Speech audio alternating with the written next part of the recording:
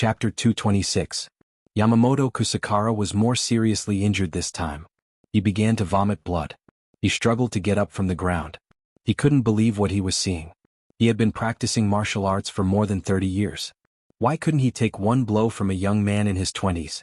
But the fact was that he had been beaten like a dog twice in a row. "You bastard.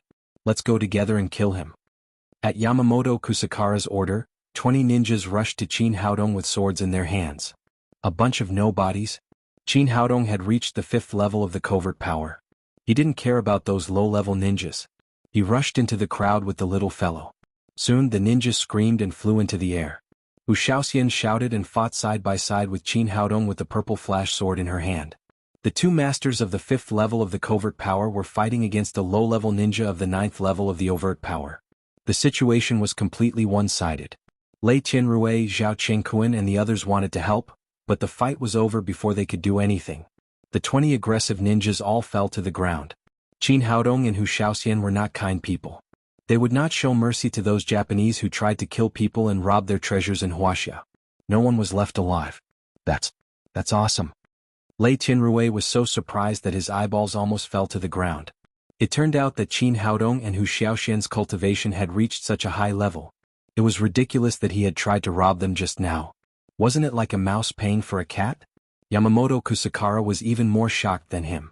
He had planned this trip to Wuxia alone.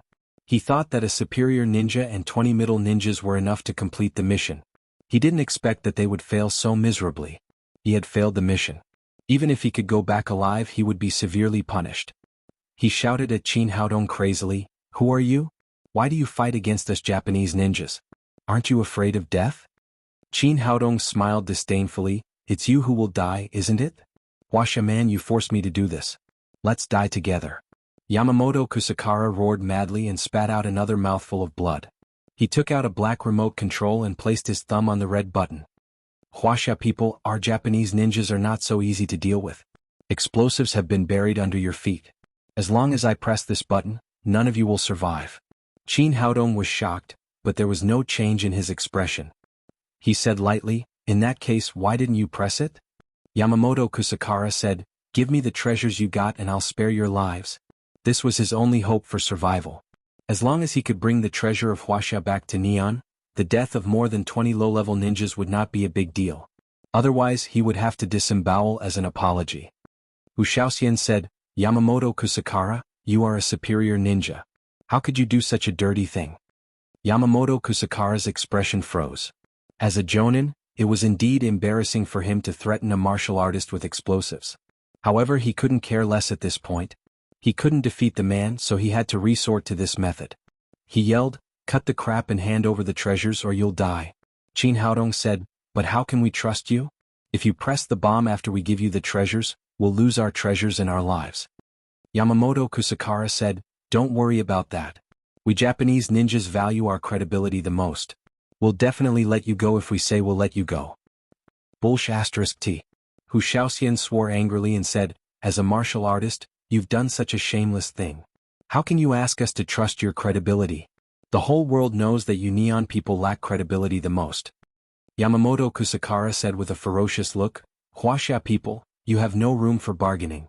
You can only choose to trust me or die."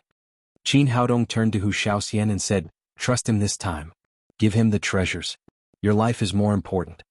Before Hu Shaoxian could speak, Lei Tianrui and the others yelled with excitement, "Chin Haodong, you coward. The treasures belong to Wuxia. You can't give them to that Neon guy even if we blow them up." "They're mine. Why are you so excited?" Chin Haodong said as he took off the backpack from his back. Hu Shaoxian said anxiously, "Haodong, you can't give them to him. He'll definitely blow us up if you do. Neon people have never been trustworthy. What can we do? Do we have any other choice? My daughter is still so young. I can't let her die with us." Chin Haodong turned to Yamamoto Kusakara and said, "The treasures are all here. Take them. Remember your promise. Wuxia people, you're smart. You made the right choice." Yamamoto Kusakara's pale face flushed with excitement. "Cut the crap. Take the treasures and let us go." Chin Haodong said as he raised the backpack in his hand to Yamamoto Kusakara. Seeing his action, the others were all surprised. Was Chin Haodong going to use the treasures as bait to subdue the old Neon guy? Thinking of this, Lei Tianrui and the others shut their mouths again and stood there in silence. If they could think of this, so could the cunning Yamamoto Kusakara. He said, "No, you're too powerful. I can't go there." Qin Haodong said, "How about this? I'll put the treasures on the ground and then we'll step aside. You take the treasures." "No, you can't move. Stand there and don't move." Yamamoto Kusakara immediately stopped Qin Haodong. He only buried the explosives at the entrance of the cave. If Qin Haodong and the others took the opportunity to retreat into the cave, all his previous efforts would be in vain. Qin Haodong said, No, what do you want me to do? Do you want me to throw them over? The treasures in the backpack are not very strong. Don't blame me if they break." Yamamoto Kusakara did have such an idea, but he changed his mind after hearing Qin Haodong's words. How could he get the treasures safely? Suddenly he had an idea. He pointed at the little fellow in Qin Haodong's arms and said, "Ask the child to bring the backpack over." In his opinion, the little fellow was the least threatening one among all of them. Such a young child could not be a kung fu master. Qin Haodong said hesitantly, "But my daughter is too young. She'll be afraid." "Don't be afraid. I'm a kind person. I like children the most. Ask her to come over. And you have no other choice now. If I press the remote control, the child will die a more miserable death." Yamamoto Kusakara looked proud. It seemed that he had found a way to restrain Qin Haodong. "Well, I'll have a try." Qin Haodong said to the little fellow helplessly, Tang, how about you bring the backpack over to him?" "Sure, I'll listen to Papa." The little fellow nodded and said, "Well, go ahead." Qin Haodong put the little fellow down and handed the backpack to her. The things in the backpack did not seem to be too heavy. The little fellow picked it up and walked slowly to Yamamoto Kusakara. "No, it belongs to Wuxia. We can't give it to the Japanese." Lei Tianrui and the other four shouted and rushed to the little fellow, trying to grab the backpack. Qin Haodong moved and turned into a shadow. In the blink of an eye, all five of them fell to the ground. Hu Xiaoxian's face twitched when she saw the five of them just passed out, but she did not say anything in the end. "Well done. You'll be a friend of Neon in the future." Yamamoto Kusakara immediately smiled. He was seriously injured at this time. If Lei Tianrui and the other four really attacked him, it would be difficult for him to deal with them. He could not really press the button of the remote control. No one wanted to die as long as there was a chance of survival. Qin Haodong said, "I'm just making a deal with you. I don't want to be your friend." Yamamoto Kusakara shook his head. He did not care about that. His eyes were completely attracted by the backpack in the little fellow's hand. "Bad guy, here you are." The little fellow finally came to Yamamoto Kusakara and put the backpack on the ground angrily. Yamamoto Kusakara was ecstatic. He reached for the backpack, but he was still rational. His right hand was still holding the remote control tightly, and his thumb was on the red button. A slight touch of the remote control would blow up the place to the ground. He thought everything was done very carefully, but he did not see the fire in the little fellow's eyes. When his left hand was about to touch the backpack, two red flames suddenly shot out of the little fellow's eyes and directly engulfed the black remote control in Yamamoto Kusakara's hand. Yamamoto Kusakara suddenly let out a shrill scream. The little fellow's eyes of phoenix not only burned the remote control into ashes, but also burned his hand.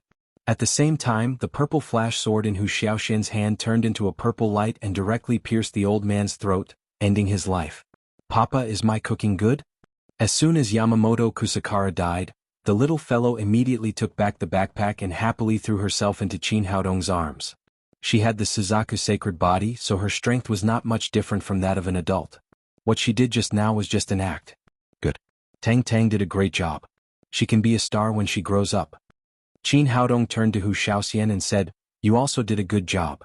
Some people say that women are born to be actors. It seems that it is true." Hu Xiaoxian smiled and said, "You are a good director." It turned out that all this was a trap set by Qin Haodong. He knew that Yamamoto Kusakara would definitely let the little fellow send the things over. Then he told his plan to the little fellow and Hu Xiaoxian by secret voice sending. First he asked Tang to get close and burn the remote control with the phoenix flame. Then he asked Hu Xiaoxian to kill Yamamoto Kusakara. The only flaw in this plan was that the little fellow's eyes of phoenix would be exposed. But Qin Haodong did not care that much in order to kill the Japanese. He did not expect that Lei Tianrui and the others would rush over to grab the backpack, which gave Qin Haodong a chance to make a move. He directly knocked all five of them out. The only flaw was gone. The plan was perfect. After all the Japanese were killed, Hu Xiaoxian patted the five of them to wake them up. "Qin Haodong, you traitor. We will kill you. Lei Tianrui got up and was about to fight Qin Haodong, but he suddenly saw a backpack in front of him. Seeing the treasure was still there, he immediately calmed down. He turned around and saw Yamamoto Kusakara's body on the ground. How did you do it? He asked in surprise.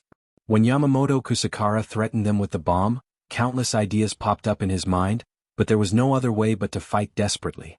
But the result was that he not only kept the treasure, but also killed the old Japanese. It has nothing to do with you, Qin Haodong said calmly. Although he had a better impression of Lei Tianrui and the others after what happened, they were not friends after all. There was no need to explain to them. Chapter 227.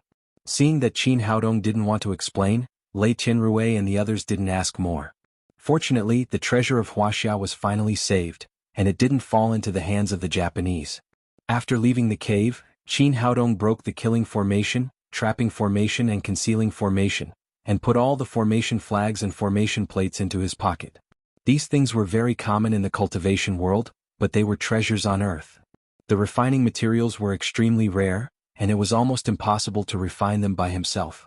They retraced their steps back, and when it was almost evening, they finally passed through the beautiful but murderous basin-shaped valley and walked out of the death zone. As soon as they walked here, they heard the roar of a motor in the air, and then a large military transport helicopter stopped in an open space. Seeing the arrival of the helicopter, Qin Haodong and the others immediately entered a state of alert. After so many things, they didn't know whether it was an enemy or a friend. After the helicopter stopped, 7 or 8 people came down from it, led by a man and a woman. The old man was about 70 or 80 years old. He was tall and had a rather imposing appearance. The other old lady was completely different. Although she had white hair, her skin was beautiful and she was full of charm. Grandpa! Grandma! Hu Shaoxian and Lei Tianrui shouted at the same time, and then rushed to the old lady and the old man respectively. The two people were the second elder of the Xian department of the Xianyuan Pavilion. Hu Feifei and Lei Wanjun, the third elder, were Hu Xiaoxian's grandmother and Lei Tianrui's grandfather. Qin Haodong looked at the two people. It seemed that the strength of the Xianyuan Pavilion was not ordinary. The two old men had reached the 9th level of covert power, which was no worse than the old Taoist Dao Tong. They could reach the supreme power realm with one step. Grandma, why are you here? Hu Shaoxian took Hu Feifei's hand and asked. How dare you ask? It's been 5 or 6 days and there's no news from you at all. How can we sit still? We have to come and have a look. Hu Feifei seemed to be blaming Hu Shaoxian, but her eyes were full of love. Hu Shaoxian said, Grandma, it's not our fault. This place is very strange. There's no signal when we enter. On the other side, Lei Wanjun looked at Lei Tianrui, who was injured all over, and asked, Boy, what's wrong with you? Who beat you like this? Grandpa, it's him. After seeing Lei Wanjun, Lei Tianrui was immediately emboldened. He pointed at Qin Haodong and shouted, He not only hurt us, but also robbed the treasures of our Xianyuan Pavilion. Qin Haodong frowned slightly when he saw this guy start to put the blame on him again. It seemed that other than having some integrity when facing the Japanese, his character had not changed at all. Brat, did you hurt my grandson? Lei Wanjun took 2 steps forward and faced Qin Haodong, releasing a powerful aura. If Qin Haodong was an ordinary warrior at the 5th level of covert power, he would definitely be defeated by such a huge pressure. However, Qin Haodong had a strong spirit, so he didn't care about a warrior at the 9th level of covert power. Seeing that Qin Haodong was still calm, Lei Wanjun was surprised. He was about to make another move when Hu Shaoxian stood in front of Qin Haodong and shouted, Grandpa Lei, it's not like that at all. Lei Tianrui cried, Hu Shaoxian, do you still want to help an outsider at this time? Hu Shaoxian cried, Lei Tianrui, are you shameless? If it weren't for Haodong's help, you would have died many times. How dare you put the blame on him? Hu Feifei came over with her dragon head crutch. She pulled Hu Shaoxian and asked, Girl, what the hell is going on? Who is this young man? Hu Shaoxian said shyly, Grandma, he's my boyfriend.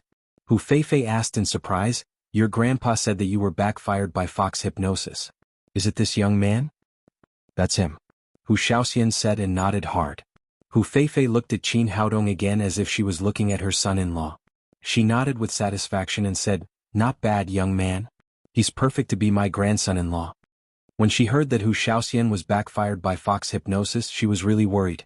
She was afraid that the other party was an old and ugly monster. She didn't expect it to be a young and handsome man. She couldn't help but feel happy for Hu Shaoxian. At this time she saw the little fellow again. She turned to Hu Shaoxian and said, "Girl, what's the matter with this little girl? Did you give birth to her?" Hu Shaoxian blushed and said, "Grandma, what are you talking about? How can I be so fast? This is Haodong's daughter." "It's a pity. The young man is good, but he has a baby." Hu Feifei's face showed a trace of regret and said, "But it's not bad. It's better than finding an old man, and this little girl is also cute." Seeing that Hu Feifei and Hu Shaoxian were judging him as if they were picking a son-in-law, Qin Haodong felt helpless, but he couldn't find a suitable excuse. At this time Lei Tianrui said, "Grandpa, you also saw that Hu Shaoxian and this little white face are a group. They too robbed our Xinyuan pavilion's treasure together." Hu Shaoxian said angrily, "Lei Tianrui, what nonsense are you talking about? Who robbed you of your treasure?" "Oh, it's on that little white face's back." Lei Tianrui pointed to the backpack behind Qin Haodong and said. He had already determined that the treasure in the underground palace was in this backpack. Lei Wanjuan's face darkened and he said, "Old woman Hu, we are all from the Xinyuan pavilion. Your granddaughter colluded with outsiders to rob my grandson's treasure. You must give me an explanation for this." "Old man Lei, don't talk nonsense. My granddaughter won't care about your grandson's stuff." Hu Feifei said to Hu Shaoxian, "Girl, what the hell is going on? Tell me and I'll help you and my grandson-in-law." Qin Haodong was speechless. "How did I become your grandson-in-law?" he thought to himself. "Well, Grandma," Hu Shaoxian told him everything from receiving the task to entering Shenangjia and meeting Qin Haodong in the black shop to how Qin Haodong defeated Yamamoto Kusakara. She told him everything except for the fact that they got the inheritance of Xikong Zhaixing. Lei Wanjun and Hu Feifei's faces changed when they heard that Qin Haodong had successively poisoned the Devilish Five, used a small leaf to drive away the hell soul-devouring ants, broke the 4 tactical deployments in the underground palace, and finally killed more than 20 ninjas from Neon, including a superior ninja. They were afraid that they couldn't do those things. "Girl, you're lucky to have such a good son-in-law." Hu Feifei turned to Lei Wanjun and said, "Old man Lei, did you hear that? My grandson-in-law saved your grandson so many times. How dare your useless grandson say that my grandson-in-law robbed him? It seems that you should teach him a lesson when we get back."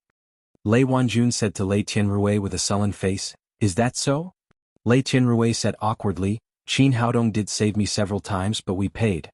In the end, he threw us into the magic formation and took Hu Shaoxian into the underground palace. The treasures inside should have belonged to the Xinyuan pavilion, but he took them." Lei Wanjun said to Hu Feifei, "Old woman Hu, did you hear that? Although your grandson-in-law saved my grandson, that's business. Those treasures belong to the Xinyuan pavilion. We can't let him take them away alone." Seeing Lei Wanjuan's attitude, Qin Haodong knew why Lei Tianrui was so ungrateful. It turned out that it was passed down from his ancestors. According to common sense, Lei Tianrui should express his gratitude first after knowing that he had saved Lei Tianrui so many times. Instead of saying thanks, this guy kept asking for treasures. What treasure could be more important than his grandson's life? Hu Shaoxian said, "Grandpa Lei, the underground palace is just the ruins of a predecessor. There's nothing in it except some elixirs. They saw it later, but there were no treasures." Lei Tianrui cried, "Don't quibble. The treasures are in the backpack on his back. If you want me to believe that there are no treasures, you have to show me the backpack." Hu Shaoxian said angrily, "Lei Tianrui, can you be more shameless? You don't have the ability to enter the underground palace and you're so confident. Not to mention that Haodong didn't find anything. Even if he did, it has nothing to do with you. He got in with his ability. The underground palace was left by Situ Zhaixing. The treasures in it are ownerless. Whoever gets them can keep them. They don't belong to anyone. Hu Shaoxian, don't forget that you're also a member of the Xinyuan pavilion." Lei Tianrui turned back and said to Lei Wanjun, "Grandpa, you heard them. They're in cahoots. It's obvious that they're giving away the treasures of the Xinyuan pavilion." Lei Wanjun waved his hand to shut him up. Then he said to Qin Haodong, "Boy, although you're somewhat capable, the underground palace was discovered by the Xinyuan pavilion. The treasures can't belong to you alone. How about this, you give me the backpack and I'll see what's in it. Then we'll redistribute it. Don't worry, with my seniority, I won't let you suffer any losses." Qin Haodong showed a trace of sarcasm on his face. It would be strange if he believed what Lei Tianrui and Lei Wanjun said. He said, "There are only some personal belongings in the backpack. There's nothing else, so there's no need for you to check it." Lei Tianrui cried, "It's not up to you to decide whether there are treasures or not. We'll know after we see it." Qin Haodong sneered and said, "Who do you think you are? What qualifications do you have to see my backpack? Boy, you're too arrogant. After saying that, Lei Wanjun flew up like a big bird and reached for the backpack on Qin Haodong's back. His speed was extremely fast and a strong pressure enveloped Qin Haodong. Qin Haodong's heart tightened. Although his cultivation had reached the 5th level of covert power, there was still a big gap between him and the 9th level of covert power. In the face of such a powerful attack, he could only avoid it first. At this moment a figure flashed. Hu Feifei stood in front of Qin Haodong and raised her hand to take Lei Wanjun's palm. The two masters exchanged blows, and suddenly there was a kind of earth-shaking momentum. The strong airflow swept the fallen leaves on the ground and scattered them around wildly. Lei Wanjun and Hu Feifei were equal in strength. He was shaken by the palm and flew back. When his feet landed on the ground, he said angrily, "Old woman Hu, are you going to protect him?" Hu Feifei said, "So what if I'm protecting him? As long as I'm here, you can't touch a finger of my grandson-in-law." Lei Wanjun cried, "Old woman Hu, don't forget that you're also a member of the Xianyuan Pavilion. If you really cause the treasure to be lost, your old man won't be able to bear the blame when the pavilion master blames you." Hu Feifei's expression changed slightly, but she still said rudely, "So what? I'll take care of it." Although his identity as the grandson-in-law was not confirmed, Qin Haodong still had a good impression of this old woman. He didn't want to bring trouble to Hu Xiaoxian's family because of him. He said to Lei Wanjun, "Old man, let me ask you something. What kind of organization is the Xianyuan Pavilion? Is it a gang of bandits?" Chapter 228. Lei Wanjun said, "Nonsense. The Xianyuan Pavilion is a special department of Wuxia. How could it be a den of bandits?" Qin Haodong said with a smile, "Since it's not bandits, it's easy. How about we talk sense?" "Sure, I'm the most reasonable person." "That's easy." Qin Haodong said as he took out a stack of IOUs and said to Lei Wanjun, "Please have a look. These are the IOUs written by your people. Each of you is 10 million, and the other one is 5 million with a 50% discount. That's 45 million in total. Is it okay for me to ask for the money now?" Lei Wanjun was stunned. But he had just talked sense. As an elder of the Xian department of the Xianyuan Pavilion, he couldn't go back on his word. He turned to Lei Tianrui and the others and asked, "Did you write these IOUs?" They looked at each other. It was written in black and white. They had to admit it. Besides, there was a witness, Hu Xiaoxian. They had to admit it. "Grandpa, we wrote the IOUs." Lei Wanjun said, "Stop talking nonsense. Pay the money now." "Okay, I'll pay it back." Lei Tianrui didn't intend to pay the 10 million, but he didn't expect to find the IOUs after looking for the treasure. He had to take out his phone and pay the money. After him, Xie Zidong paid 5 million. Then Zhao Qingquan, Dong Sihai and Wang Yuanqing each paid 10 million. After Qin Haodong took the money, Lei Wanjun looked at him and said, "Now that you've paid the money, what else do you have to say?" Qin Haodong nodded with satisfaction. Then he took the backpack off his back and said, "Since you've paid the money, let's continue to reason. This bag is mine. I said there's no treasure inside, but you insist. How about this? I'll sell it to you and you can buy it. Whether there's treasure inside or not has nothing to do with me. This is a fair and just way, isn't it?"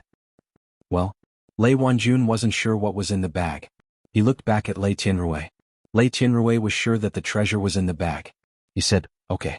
Tell me, how much do you want?" "Since you said there was treasure, the price of the treasure must be higher. 100 million yuan, no less." 100 million? Isn't that too much?" Lei Tianrui said awkwardly. As a son of a rich family, although he had some money, he was blackmailed by Qin Haodong. Now there was only 100 million in his account. If he really spent it, he would become a pauper. Qin Haodong said, "Not a penny less. You said that the bag is a treasure. If you take out 100 million yuan, it's yours. If you can't, then forget it." Hu Xiaoxian said, "Lei Tianrui, I told you that there's nothing in the cave, and there's no treasure in this bag." The more they talked like this, the more Lei Tianrui thought they were trying to scare him away with 100 million. So he gritted his teeth and said, "You must keep your word. If I really give you 100 million, you must give me the backpack." Qin Haodong said, "Of course, Senior Hu and Senior Lei are watching. I always do business honestly. I'm a man of my word." Lei Tianrui said, "I'll pay 100 million. Now give me the bag." Qin Haodong said, "That won't do. If you take the bag and find there's nothing in it, what if you go back on your word and refuse to pay? Senior Lei's cultivation is so high that I can't do anything about it." Lei Wanjun's face darkened and said, "What do you mean? Do you think I, an elder, will go back on my word? Qin Haodong said with a smile, I don't know whether you'll go back on your word or not. If you want to buy it, pay first. Anyway, I can't run away with you here. And senior, who will be the witness? If I go back on my word, she won't agree. Lei Wanjun turned to Lei Tianrui and asked, Are you sure you want to buy it? The implication was that Lei Tianrui was sure that there was treasure in the bag. Don't worry, Grandpa. They must have hidden it in the bag. Now they're bluffing. Lei Tianrui took out his phone and said to Qin Haodong, I'll pay for it. From now on, you're not allowed to touch this bag. With Lei Wanjun present, he was not afraid that Qin Haodong would go back on his word. He directly transferred 100 million yuan to Qin Haodong. After transferring the money, he said proudly, Boy, let's see what else you can say now. After receiving the money, Qin Haodong smiled and took 2 steps back. He said, Deal. We're done. From now on, this bag is yours. Seeing that Qin Haodong was still relaxed without any reluctance, Lei Tianrui had a bad feeling in his heart. He grabbed the bag and opened the zipper. The first thing he took out was a diaper. Then he took out the second one, which was also a diaper. He was a little dumbfounded. He took things out of the bag one after another. In addition to the diaper, there were also pacifiers, milk bottles, and toilet paper. Lei Tianrui looked unwilling. He didn't spend 100 million yuan on these things, did he? He continued to dig down, but this time, after searching for a long time, he still couldn't find anything. He could see the bottom of the backpack and there was nothing inside. He looked crazy and shouted, Impossible, it's impossible. Treasure, where did you put it? He used to think that the bag was a treasure, but now it seemed that it was not. There was no treasure at all. Qin Haodong said jokingly, I told you there was no treasure in the bag. You can't blame others for buying it. Wu Shaoxian also said, I told you there was nothing in the cave. How could there be treasure in the bag? That Japanese guy was an idiot, but you were also an idiot. Impossible, it's impossible. You must have hidden the treasure somewhere else. Lei Tianrui still couldn't believe everything in front of him. He was sure that Qin Haodong had treasures. Qin Haodong smiled and said, Well, I still have a shirt and a pair of pants with me. They may also have treasures. I'll sell them to you. This time we're old customers. How about 10 million for each? Although Lei Tianrui was unwilling, he could also see that Qin Haodong's bag was empty. There was not even a piece of paper in it. How could there be treasures? Lei Wanjun knew that he had lost face this time. He had spent 100 million on a pile of diapers. It was impossible for him to go back on his words. Wu Feifei was standing next to him. Besides, he was the 3rd elder of the Xian department of Xian Fate Pavilion. He couldn't go back on his words for such a small thing. He could only vent his anger on Lei Tianrui. He said angrily, You useless thing. Don't make a fool of yourself here. Go back now. Grandpa. Lei Tianrui wanted to say something, but he had nothing to say. He could only walk to the helicopter unwillingly. Qin Haodong shouted, Hey, don't go. Take your bag. It cost 100 million. You can't lose it like this. Lei Tianrui stared at him angrily and turned around to get on the helicopter. It's a good bag. It will pollute the environment. Since you don't want it, I'll take it. Qin Haodong took the bag with a playful face and put it on his shoulder again. He had made 100 million in just a few minutes. Even old Maldini couldn't make money so fast. Wu Shaoxian laughed. A bag sold for 100 million yuan. No luxury brand could compare with it. It was probably the most expensive bag in the world. Wu Feifei looked at Qin Haodong. The more she looked at him, the more she liked him. He was handsome and smart. She praised, Good boy. Shaoxian has good taste. She chose you as her son-in-law. Grandma, who in fact Shaoxian and I, before Qin Haodong finished speaking, Wu Feifei said, You don't have to explain. Although I'm a little old, I'm not backward in thinking. You young people can do whatever you want. I don't care if you live together before marriage or have sex alone in bed. I'll take care of my great-grandchildren when they are born. The old lady didn't give Qin Haodong a chance to explain. She turned around and got on the helicopter. Qin Haodong opened his mouth, but he couldn't say anything. The old lady seemed to have taken him as her grandson-in-law. Wu Shaoxian said, Come with us, Haodong. Forget it. If I get on the plane, I don't know how much the old man named Lei will charge me for the ticket. Qin Haodong said with a smile, I'll walk back with you. It's a kind of experience. At the same time, I can collect more herbs. I'm going to refine medicine. These were his true thoughts. Shenangjia was an uninhabited place. Not only was there a wide variety of medicinal herbs, but they were also wild herbs that had grown for many years. Especially in the uninhabited area, he even saw many old herbs that were hundreds of years old. Now that the little fellow's flame had been upgraded, his cultivation had also been greatly improved. He could refine all kinds of pills, even the wall-breaking pill to break through the bottleneck of the Foundation realm. Hu Shaoxian took Qin Haodong's hand and said reluctantly, "Well, I won't accompany you. You must be careful with me. I have to report to my superiors because of this task. I'll go to Jiangnan City to see you when I'm done." Well, Qin Haodong wanted to refuse, but he felt that it was a little hurtful, so he didn't say it. The little fellow was very reluctant to leave Hu Shaoxian. She said, "Aunt Shaoxian, you have to come to see me soon. I'll miss you." "Okay, I'll be back soon." After saying that, Hu Shaoxian kissed the little fellow on the cheek and then kissed Qin Haodong on the cheek. Then she turned around and got on the plane. Soon the door of the helicopter was closed. It rose into the air with the violent roar of the motor and flew into the distance. It slowly turned into a small black spot and finally disappeared from sight. Everyone was gone. Qin Haodong walked slowly through the forest with the little fellow, picking all kinds of spiritual herbs along the way. 3 days later they walked out of Shenangjia and boarded the plane back to Jiangnan City. At the exit of the airport, a tall and beautiful woman with a voluptuous figure and incomparably charming curves was guarding the exit, constantly looking into the airport. The woman was so beautiful. Her delicate cheeks were flawless, attracting the attention of countless male creatures. Many people wanted to talk to her, but they retreated when they saw the bodyguards around her. "Brother Saber, haven't they arrived yet?" The beautiful woman was Lin Momo, who came to pick up the plane. She had never been separated from the little fellow for so long. Besides, she missed Qin Haodong so much that she had been looking forward to seeing him these days. Saber said, "Miss Lin, don't worry. They'll be here soon." Just then, a tender voice came from the airport, "Mom, I'm back." These days the little fellow really missed her mother. She threw herself into Lin Momo's arms. "Mommy, I miss you so much." The little fellow kissed Lin Momo on the cheek. Lin Momo kissed the little fellow back a few times, then hugged her and threw herself into Qin Haodong's arms. She complained, "Why were you gone for so many days? I couldn't get through to you on the phone for a few days. I was scared to death."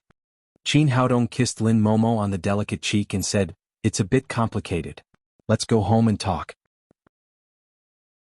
Chapter 229. The little fellow didn't stick to Qin Haodong. Instead, she stayed in Lin Momo's arms. The trip to Shenangjia lasted 10 days. She really missed her mother. The three of them walked out of the airport together. Lin Momo said to the little fellow, "Tang Tang, are you happy after going out with Dad for so long?" "Of course I'm happy. Papa and I saw leopards, tigers, bison, a lot of animals and very powerful ants." The little fellow danced with joy and finally said excitedly, "Mama, I also learned a very powerful skill from Papa. Do you want me to show it to you?" "No, you can't." Qin Haodong knew that the little fellow wanted to show off the eyes of Phoenix. He was shocked. The fire released by the little fellow was close to the Samadhi real fire. It could burn the entire airport. He quickly stopped her and said, "Tang Tang, don't forget what I told you. You can't use fire in front of outsiders." "All right then," the little fellow said with some disappointment. Lin Momo also knew the seriousness of the matter. She also advised, "Tang Tang, I know you're very powerful, but you must listen to Dad. Don't let others know your ability. Otherwise you'll be taken away as a monster. Then Mom and Dad won't be able to see you again." "I know," the little fellow said cleverly. Originally, she had learned the eyes of Phoenix and was eager to show it to her mother. Now that she heard that she might not see Dad and Mom again, she naturally gave up the idea. They went out of the airport and came to Lin Momo's motorcade. Qin Haodong asked Saber to spare a car and drove himself. Lin Momo and the little fellow sat in the passenger seat next to him. He did not choose the nearest road back to Jiangnan City. Instead, he chose the beautiful Binhai Avenue. The family of three chatted intimately while enjoying the beautiful scenery outside the window. In front of Qin Haodong's car, there was a pickup truck full of cardboard boxes. Because he was enjoying the scenery along the way, Qin Haodong did not rush to overtake it. He had been walking slowly behind the pickup truck.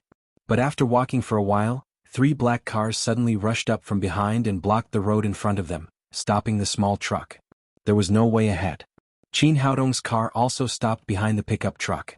After the 3 cars stopped, 7 or 8 gangsters with steel pipes and knives jumped out immediately. After the yellow-haired gangster got out of the car, he pulled open the door of the pickup truck and dragged the driver out. The driver of the small truck turned out to be a young woman in her 20s. Although she was wearing a loose work uniform, it still could not hide her hot figure. Qin Haodong was slightly surprised. Generally speaking, women rarely drove trucks, but the driver was not only a woman but also a very beautiful woman. After the hooligan pulled the woman out of the car, he grabbed her hair and began to punch and kick her.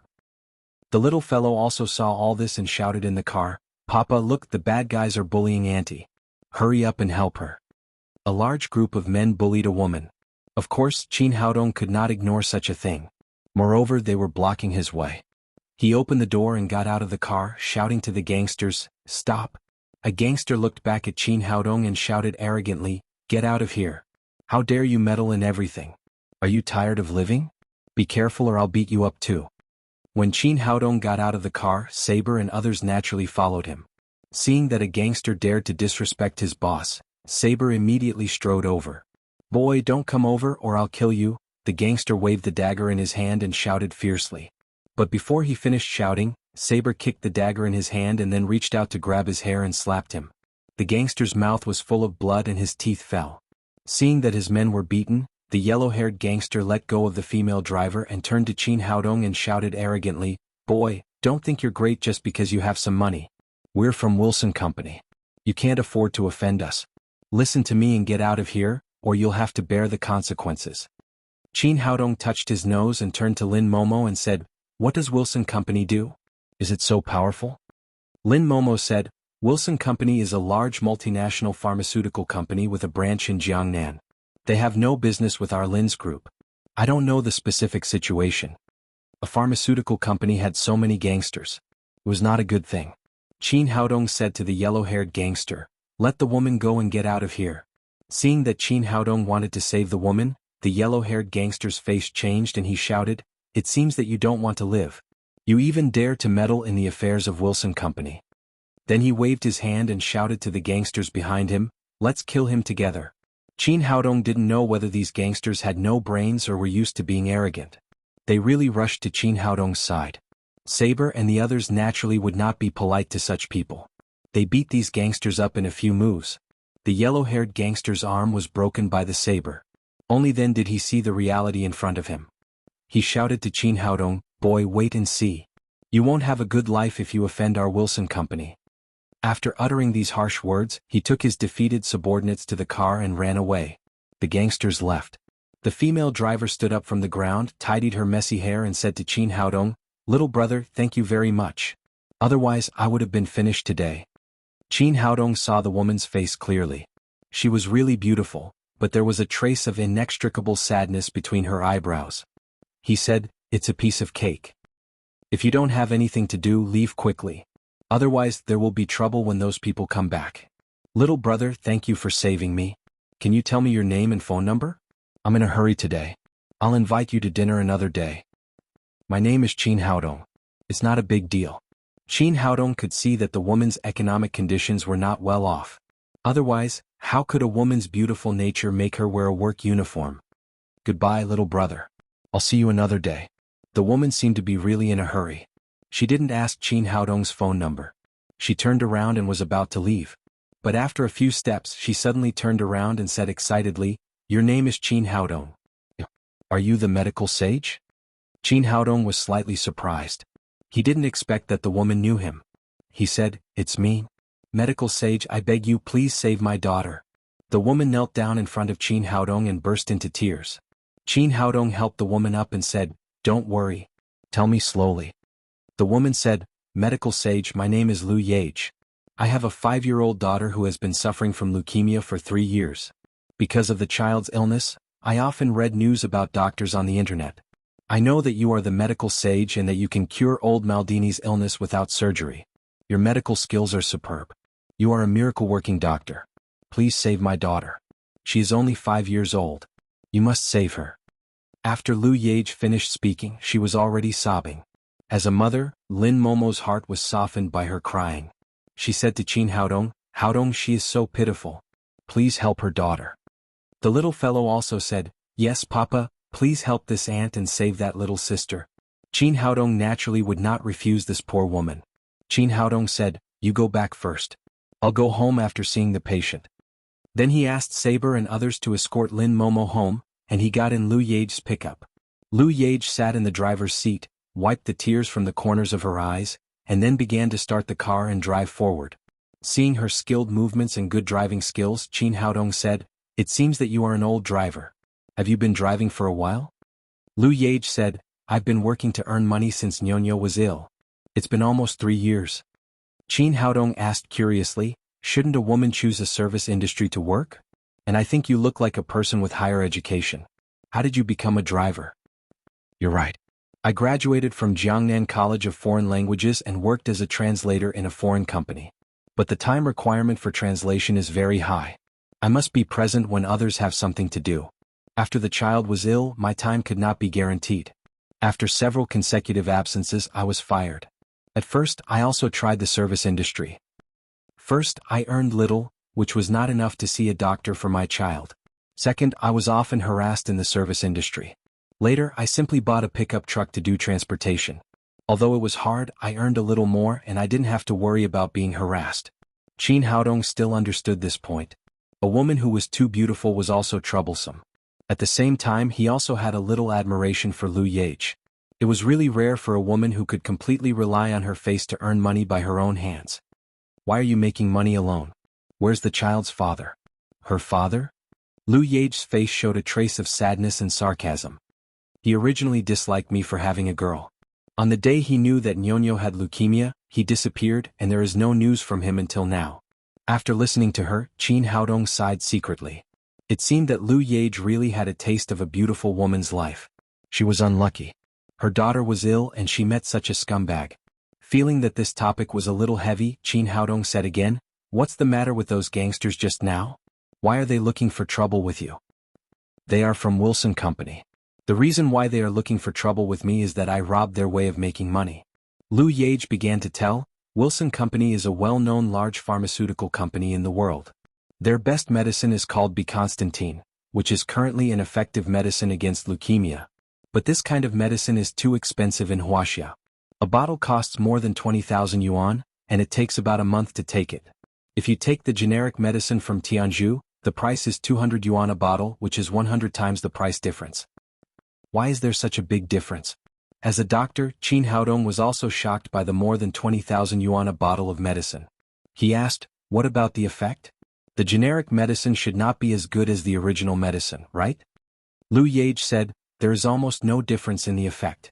It can effectively inhibit the development of leukemia." Qin Haodong asked, "In this case, why are they selling it so expensive?" Lu Yage said, "The reason why Constantine is sold so expensive on the surface on the one hand is because of the patent fee, on the other hand because there are too many middlemen increasing the price layer by layer.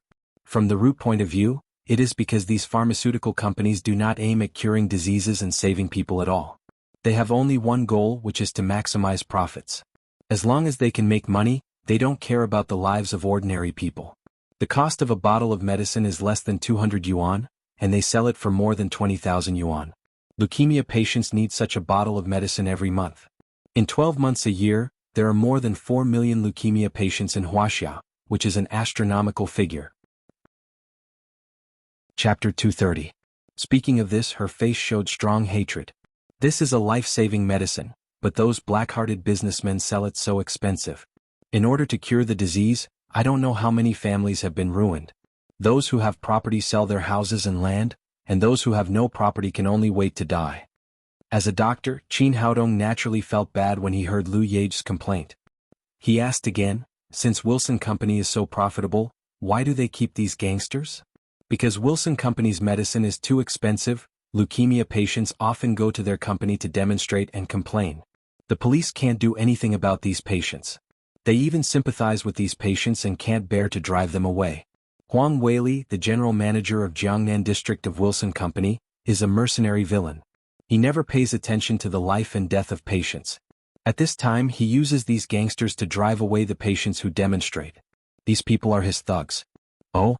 Qin Haodong understood why a multinational group company would keep so many gangsters. He said, "You haven't said why those gangsters came to you. Could it be that you brought the patients to a demonstration?" "No, they came to me because of the goods in my car." Lu Yage said, "I graduated from Jiangnan Institute of Foreign Languages. I worked in Tianzhu for a period of time before I got married. I not only speak English well, but I am also familiar with Tianzhu. Recently, the family's money has been completely spent, and even the house has been sold, but I can't watch Nyonyo die like this.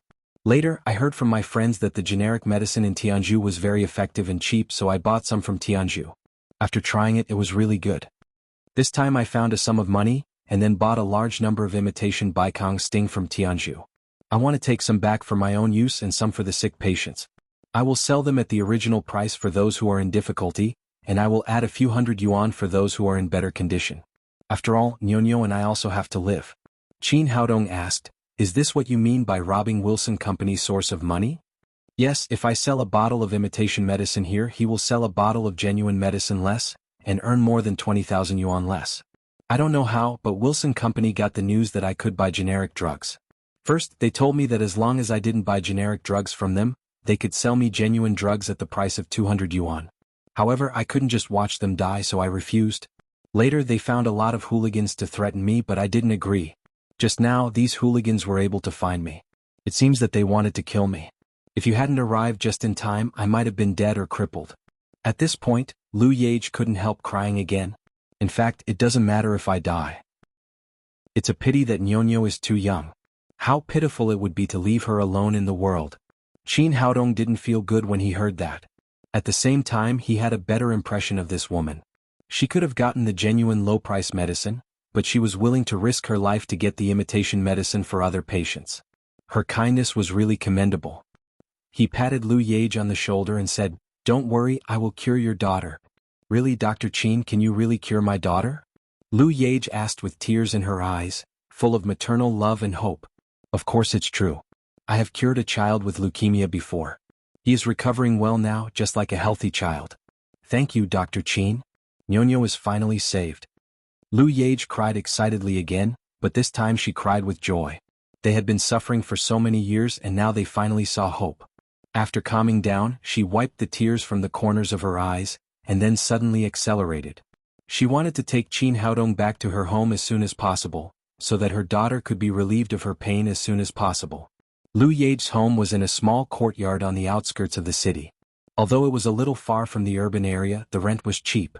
When the truck drove into the yard, there were already more than a dozen people waiting there, including young people, old people, and a lame man with crutches. Their faces were not good. Qin Haodong could see at a glance that these people were lack of blood and qi, and they were all leukemia patients. Back Yage's back. After seeing the pickup truck, these people who had been lifeless showed a look of excitement on their faces, and they all saw hope. When the truck was parked, Lu Yage got out and these people immediately gathered around. A middle-aged man asked, "Yage, how is it? Did you get the goods?" "Yes, Yage, my medicine has been off for 3 days. I'm waiting for you to save my life."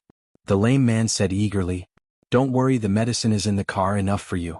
Everyone unload the car first and help me send it to the warehouse. We'll distribute the medicine later."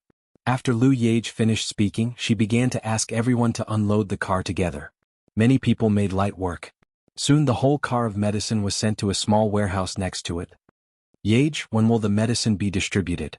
I must buy more this time," the middle-aged man said. His name was Ma Sanbao and he had leukemia for 8 years. Before, because he couldn't buy generic medicine, he took medicine and lost all his money. His wife also divorced him. Lu Yage said, "Brother Ma, wait a minute. I invited Dr. Qin today. He will treat Nyonyo." "Dr. Qin?" Ma Sanbao looked at Qin Haodong and said, "Yage, what kind of disease can such a young doctor cure? Don't be deceived, right?" Lu Yage said, "Brother Ma, haven't you seen the video on the internet? This is Qin Haodong, the medical sage of Jiangnan City. He once cured old Maldini's head tumor without surgery. Dr. Qin just told me that he can cure Nyonyo's leukemia." "Really? Can Dr. Qin cure leukemia?" "I've seen the video of Dr. Qin's treatment. He is really a magic doctor. Now we are saved. I don't know how much Dr. Qin's treatment costs. Can we afford it?" After learning Qin Haodong's identity, some people were full of hope, some people worried that the fee was too expensive, and some people began to doubt whether Qin Haodong could cure leukemia. After all, there were too many fake news now. Lu Yage trusted Qin Haodong very much. She opened the door and said, "Dr. Qin, please?" Qin Haodong entered the room and saw a little girl of 4 or 5 years old sitting on the bed. Compared with children of the same age, she was much thinner. Her face was pale and bloodless and there was no hair on her head. If she hadn't been wearing a small skirt, she couldn't even be seen as a girl. "Nyonyo, mom is back. Lu Yage went over and held the little girl in her arms. Although her daughter was seriously ill and thin, her daughter was her world. Mom. Nyonyo cried softly and then buried her head in Lu Yage's arms. She was a little nervous when she saw Qin Haodong and others. Lu Yage comforted her, "Don't be afraid, Nyonyo. This is Uncle Qin. He is a very good doctor. He is here to treat Nyonyo." The little girl didn't seem to believe it and said, "Mom, is what you said true? I have seen many doctors before, but they can't cure Nyonyo's disease." Lu Yage said, "Of course it's true. Dr. Qin is different from other doctors. He is the medical sage. He will cure Nyonyo." "Can Nyonyo grow long hair? Can she wear pigtails like other children?" The little girl asked expectantly. "Don't worry, it won't take long for Nyonyo to grow long hair. If she wants to wear pigtails, she can do it. If she wants to do a perm, she can do it." This time it was Qin Haodong who answered her. Nyonyo said, "Thank you, Uncle Qin. If I get better, I will dance for you." Qin Haodong said, "Nyonyo is a good girl. Lie down now and Uncle will start to treat you." Lu Yage took off Nyonyo's coat and let her lie on the bed. Qin Haodong opened the needle bag and took out the silver needles to treat Nyonyo. Looking at the shining silver needles in Qin Haodong's hand, Nyonyo was still a little scared and asked timidly, "Uncle Qin, does it hurt?" Qin Haodong shook his wrist, and 2 silver needles were pierced into the kidney acupoints on both sides of Nyonyo. Then he asked with a smile, "Now you know, does it hurt?" After the silver needles entered her body, the greenwood genuine qi began to nourish the dried-up kidneys on both sides of Nyonyo, and immediately made her feel very comfortable. "No, it doesn't hurt at all. It's very comfortable. Uncle, you are so powerful. It hurts when others give me acupuncture." Nyonyo said cheerfully, and the fear on her face had disappeared. "Don't be nervous if you know it doesn't hurt. Uncle will continue to treat you," Qin Haodong said as he pierced the silver needles into Nyonyo's back one by one. Each silver needle began to tremble slightly, and the greenwood genuine qi was injected into Nyonyo's body along the silver needles. Ma Sanbao himself was not interested in traditional Chinese medicine. In addition, Qin Haodong was too young. In his opinion, he was a liar. However, Lu Yage believed in Qin Haodong. He just came to buy medicine. Naturally, it was not good for him to make decisions for Lu Yage.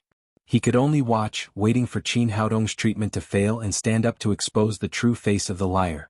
But as time went by, Nyonyo's face was getting better and better, and her mental state was getting better and better. The paleness of leukemia on her face was getting lighter and lighter, and on the contrary, there was a touch of red. What the hell is going on? He couldn't believe that a few silver needles could cure diseases, but the fact was in front of him and he couldn't find any reason to refute it. After Qin Haodong absorbed an upper-level spirit stone, he reached the 5th level of covert power. His cultivation was improved a lot than before. His genuine qi was sufficient, and the speed of treatment was also improved a lot. About 10 minutes later, he took back the silver needles and said, "Well, Nyonyo, get up and have a try." After he finished speaking, Nyonyo jumped up from the bed and shouted happily, "Mom, I feel so comfortable. My whole body is full of strength." In fact, others could see that Nyonyo, who had been ill for 3 years, had an unprecedented ruddy face, and her mental state was very good. Seeing her daughter's appearance, Lu Yage was so excited that she shed tears, but she still couldn't believe it and said to Qin Haodong, "Dr. Qin, is my daughter really cured?" Qin Haodong said, "Strictly speaking, she is half cured. I have relieved her physical symptoms through acupuncture. From now on, she doesn't need to take medicine. But she has to wait for a while to recover. I will find some medicine for her in a few days, and then she can be completely cured." After Ma Sanbao saw it with his own eyes, he now completely believed in Qin Haodong's medical skills. He said excitedly, "Dr. Qin, how much does it cost to treat leukemia? I still have 100,000 yuan. Is it enough? If you can take it as long as it helps me to treat the disease." Hearing what he said, Lu Yage also reacted and said, "Yes, Dr. Qin, you cured my daughter. How much does it cost?" Chapter 231. After Lu Yage asked, others looked at Qin Haodong nervously.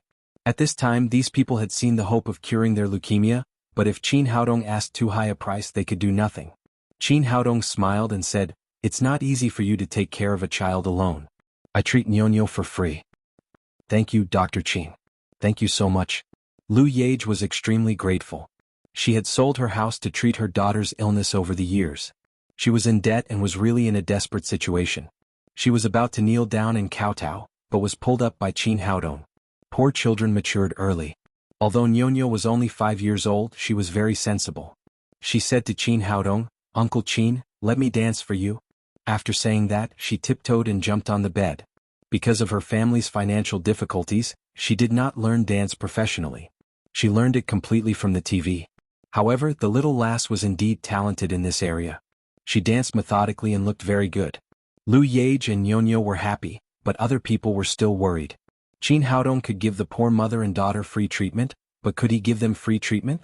Normally it was absolutely impossible. Ma Sanbao licked his dry lips and said, "Dr. Qin, we also have leukemia. We also want to ask you to save our lives. How much does it cost? If we can afford it, we will treat it. If we can't, we will think of other ways." When Qin Haodong was about to speak, his cell phone rang. It was Guo Feng, the director of the Cultural Relics Appraisal Association. He motioned Ma Sanbao and others to wait for a moment, and then picked up the phone. "Brother Qin, you finally got through. I've been worried about you these days." As soon as the phone was connected, Guo Feng's eager voice came from the other side. "Director Guo, what's the matter?" Qin Haodong had a good impression of Guo Feng and he got along well with him several times. Guo Feng said, "Brother Qin, I need your help with something, but it's a bit complicated." "Where are you?" "I'll come to you." "Well, I'll send you the coordinates." Qin Haodong hung up and sent the coordinates of Lu Yage's home to Guo Feng. When he finished, Ma Sanbao was about to ask again. Then he heard a noise outside. With a crash, the dilapidated door of Lu Yage's house was directly smashed from the outside. A middle-aged man of about 40 rushed in with a dozen black security guards.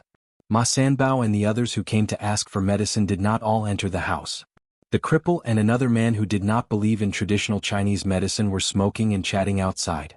When they saw the middle-aged man, they immediately shouted, "Huang Weili, what are you doing?" The middle-aged man had a thick cigar in his hand and wore a famous brand suit. He looked a little oily. He was Huang Weili, the general manager of Huang Weili.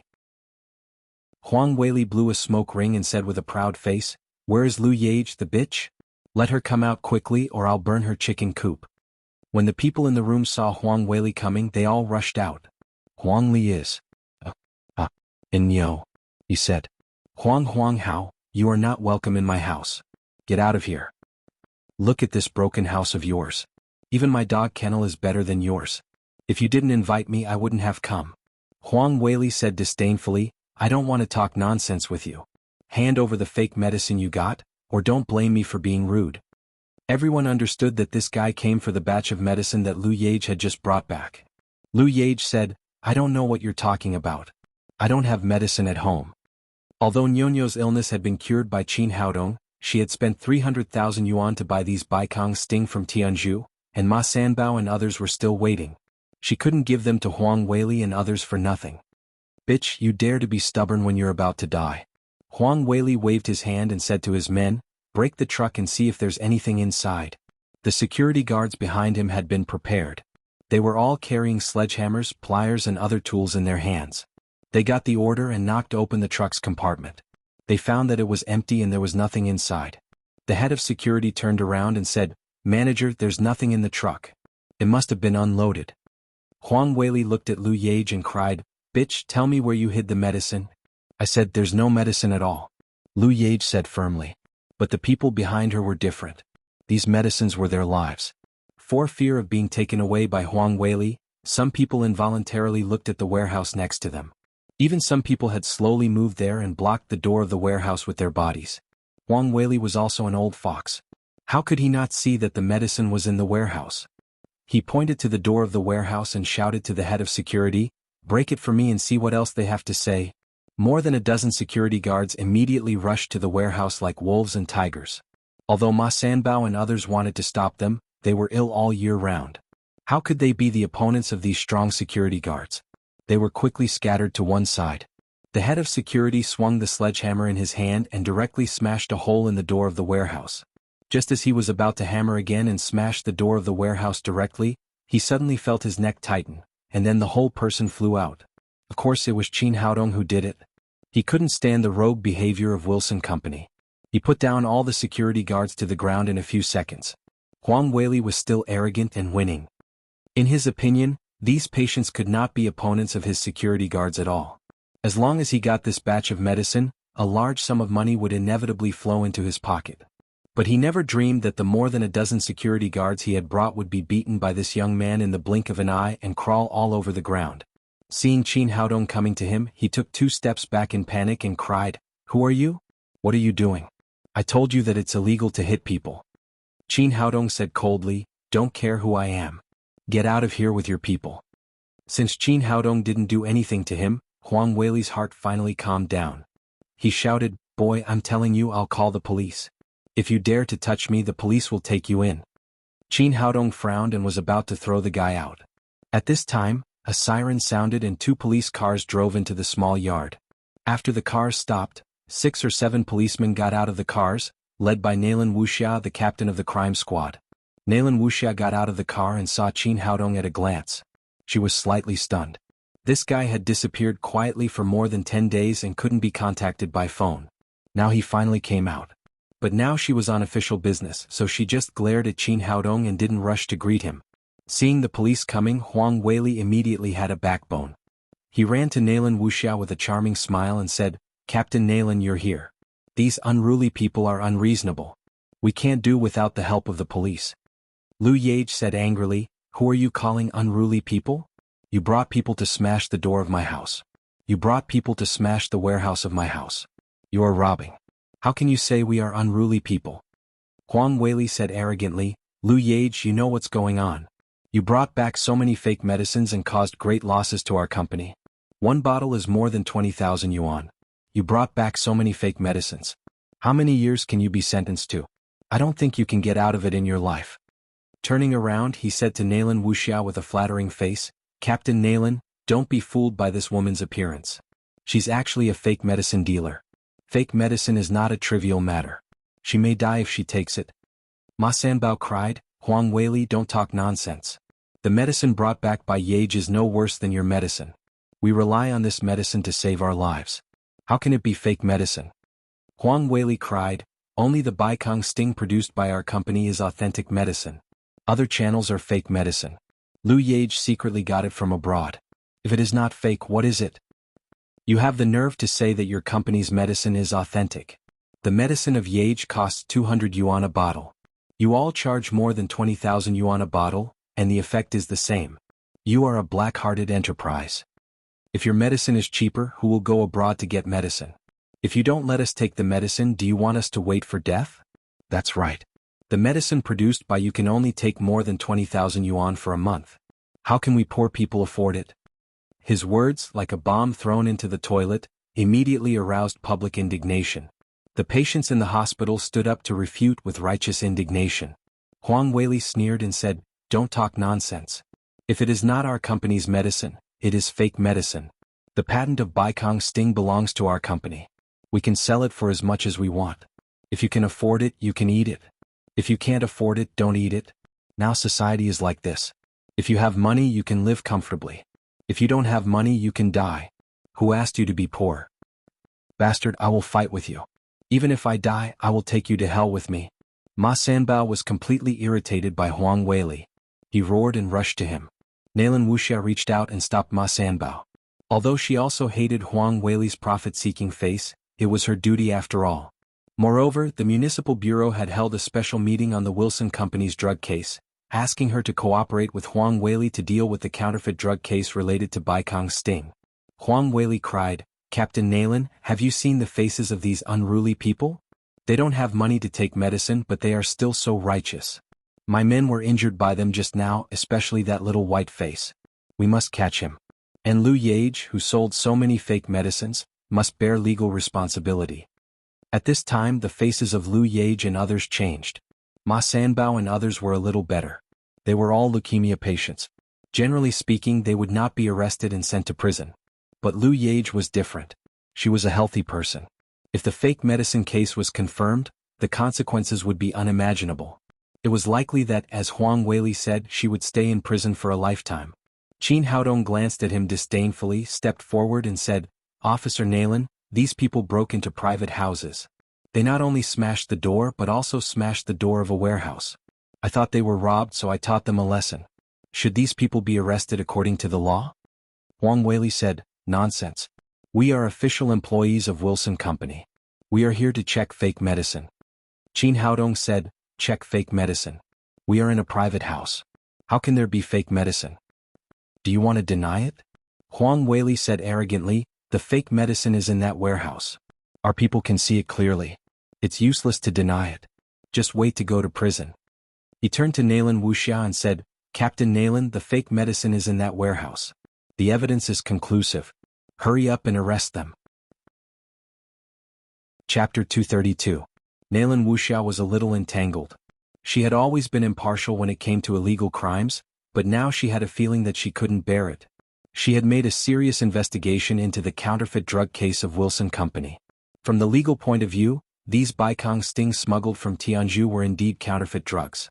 But from the perspective of efficacy, these generic drugs were no worse than genuine drugs. Each pill could prolong the life of leukemia patients for one day. In the final analysis, Wilson Company's drugs were too expensive.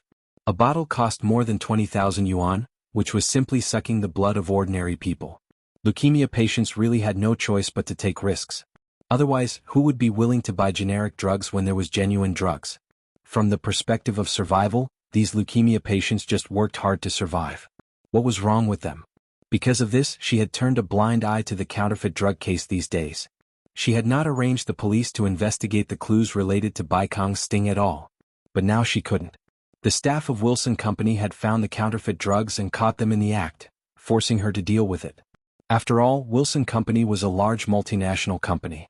From the official point of view, the interests of others must be protected. This was also the task assigned by the meeting of the Municipal Bureau.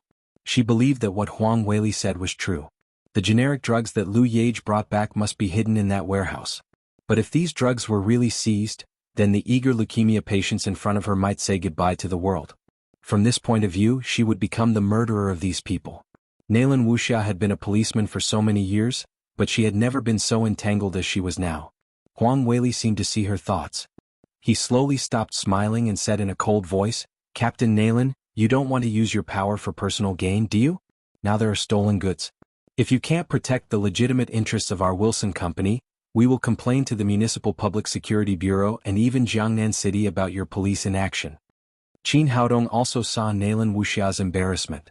He stepped forward and said with a smile, Officer Nalan, if you want to check, just check it. Isn't it just a warehouse? We are selfless and can check at will. Seeing Qin Haodong's confident eyes, Nalan Wuxia was no longer entangled. She said, in this case, open the warehouse and let us have a look. No problem. It's the duty of every Huaxiao person to cooperate with the police. Qin Haodong turned to Lu Yage and said, give me the key to the warehouse and I'll open the door. Ma Sanbao said nervously, Dr. Qin, you can't open this door. The other leukemia patients also shouted, yes, Dr. Qin, we can't open this door. Qin Haodong smiled. What's wrong with you? There's nothing in our storeroom and there's no fake medicine either. Why should we be afraid of them looking? Ma Sanbao and others were a little confused. Did Dr. Qin lose his memory? He had just sent the generic medicine into the storeroom with everyone else. Had he forgotten about it so quickly? Lu Yage also knew that it was impossible not to open the door today. She took a deep breath and whispered to Qin Haodong, Dr. Qin, I beg you one last thing. If I am arrested and put in prison, please help me bring up Nyonyo. I will repay your kindness even if I have to do anything in my next life. What are you talking about? Trust me, nothing happened between us. Then Qin Haodong took the key from Lu Yage's hand and stepped towards the storeroom. When the key was inserted into the keyhole, all the patients with diabetes were worried. Some people sighed because they could not eat meat and some people were sad because Lu Yage was about to face prison. Qin Haodong didn't seem to notice this. He unlocked the door, then opened the door, turned to Nalan Wuxia and Huang Weili and said, Officer Nalan, have a look. Is there any fake medicine in this storeroom? After saying that, he retreated to the side and let the door open. Seeing that Qin Haodong was so confident, Nalan Wuxia was also a little confused. Could it be that Huang Weili's people were wrong? Was there really nothing in the storeroom? She strode into the storeroom. Although the light inside was a little dim, she could still clearly see that the storeroom was empty. There were only a few flies flying around, but not even the shadow of a pill could be seen. Huang Weili followed Nalan Wuxia closely. When he saw the empty storeroom, he suddenly looked confused. Just now his men saw these people move the medicine into the storeroom with their own eyes. How could there be nothing? Lu Yage had been ready to be handcuffed, waiting for Huang Weili's people to move out the medicine one by one, and then convict her according to the price. But after waiting for a long time, there was no response at all. She couldn't help but come over with those patients with diabetes. When she saw the empty storeroom, she thought she was dreaming and couldn't close her mouth. She knew very well how many medicines there were. They were 300,000 yuan in total. A bottle cost 200 yuan, a box of 50 bottles, and there were 30 boxes in total. Obviously, these medicines had been moved into the storeroom, but now there was no trace of them. It was really strange. Qin Haodong came to Huang Weili with a sneer and said, "Manager Huang, do you want me to find you a shovel to dig the ground and have a look? Since it is not in the storeroom, it must be in the room." Huang Weili said to Nalan Wuxia, "Officer Nalan, these people are very cunning. They must have hidden the medicine in the room." The information he got was very accurate. Lu Yage did bring back a large number of imitation Baikong sting. Otherwise, he would not have sent gangsters to intercept it first, and then sent people to stare near Lu Yage's home. This time Lu Yage had confidence. She knew very well that the medicine was not in the room. She said loudly, "Since you doubt it, go to the room and check wherever you want." Soon, Nalan Wuxia came out of the room with her people and stood in the yard again. The result was obvious. They saw nothing. Nalan Wuxia secretly breathed a sigh of relief. Finally, she didn't have to worry about it anymore. She said to Huang Weili in a cold voice, "Manager Huang, is this what you mean? Why didn't I see the fake medicine?" Huang Weili was completely dumbfounded. He turned back and called a small security guard. He slapped him in the face and scolded, "Didn't you say you saw it with your own eyes? Where is the medicine? Where is the medicine?"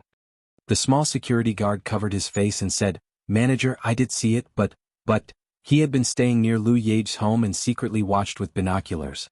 He saw these people move the medicine into the warehouse. Who knew that the medicine would fly away, and there was nothing left? But your head. I'll skin you when I get back." Huang Weili slapped the small security guard again. He turned back and said to Nalan Wuxia with a flattering face, "I'm sorry, Officer Nalan. My people made a mistake. It's a misunderstanding. It's all a misunderstanding. If there's nothing else, I'll go back first. Captain Nalan, don't worry. I'll deal with these guys when I go back." After that, he was about to leave with his people, but he was stopped by Qin Haodong. "Manager Huang, you come and go as you please. What do you think this is? A free market?" Huang Weili said, "I said it was a misunderstanding. What else do you want?"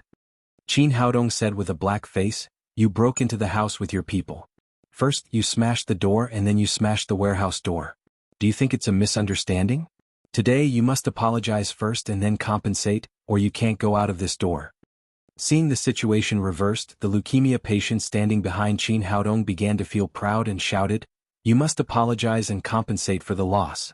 Thinking of Qin Haodong's terrible skills, Huang Weili took 2 steps back and said, "Boy, is Captain Nalan here? Don't tell me you want to hit me?" "Of course not. Now it's a legal society. We do everything according to the law." Qin Haodong said to Nalan Wuxia, "Officer Nalan, it seems that Manager Huang is ignorant of the law. Please educate him. Is this behavior illegal? How should he be punished?" Seeing that Qin Haodong began to fight back, Nalan Wuxia felt happy. After all, she also hated Huang Weili's face. "You broke into other people's house without permission and caused property damage. If you reach an understanding, you can mediate. If you can't reach an understanding, you will be punished by administrative detention for 15 days. Qin Haodong smiled and said, "What do you think, manager? Do you want to go in for half a month?" The lame man who had been following him said with his mobile phone, "I have recorded everything Dr. Qin has done since they entered the door. When we upload it to the internet, I want to see where Wilson's company will put its face. How dare they call themselves a multinational company?" Huang Weili was a little dumbfounded. If he was really put in detention for half a month, and the reputation of Wilson's company was affected, then he would lose his hat as the person in charge of the Jiangnan area. One had to know that his current position had an annual salary of 1 million, and many people were eyeing him. If he could uncover the huge impact of the counterfeit medicine case, he would definitely be commended and rewarded handsomely by the higher-ups. The problem was that he had not found the counterfeit medicine yet, and if he tarnished the company's reputation, it would be troublesome. Thinking of this, he licked his dry lips and said to Nalan Wuxia, "Captain Nalan, our Wilson's company is a multinational company. Your police should give us protection and a good investment environment." Nalan Wuxia said with a cold face, "It's a great honor for me not to arrest you for making a false report out of nothing. And you have to know that Wilson's company is just an investor in Wuxia, not God or Emperor. It must strictly abide by the laws of Wuxia. If you can't reach a settlement with the victim, then I have no other way but to send you to detention according to the law. And I think this is your personal behavior, and it has nothing to do with Wilson's company. This, Huang Weili opened his mouth wide but he couldn't say a word. He knew very well that if he was really detained, Wilson's company would not do anything for him. On the contrary, it would kick him out and change an agent to Jiangnan City. Well, I accept the proposal. I apologize and compensate for the loss. Things had escalated to his golden rice bowl. Huang Weili could only put down his face and apologize to Qin Haodong, Lu Yage and others. As for the compensation, he didn't care about it. It was just 2 broken doors. How much money could it add up to?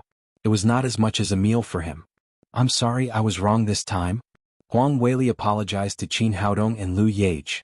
Seeing that the black-hearted businessman finally bowed his head and admitted his mistake, there was a burst of applause in the yard. Everyone hated the mercenary Huang Weili. How much are these 2 doors? Tell me, I'll pay for it. Huang Weili took his handbag and took out a stack of brand new Wuxia currency from it.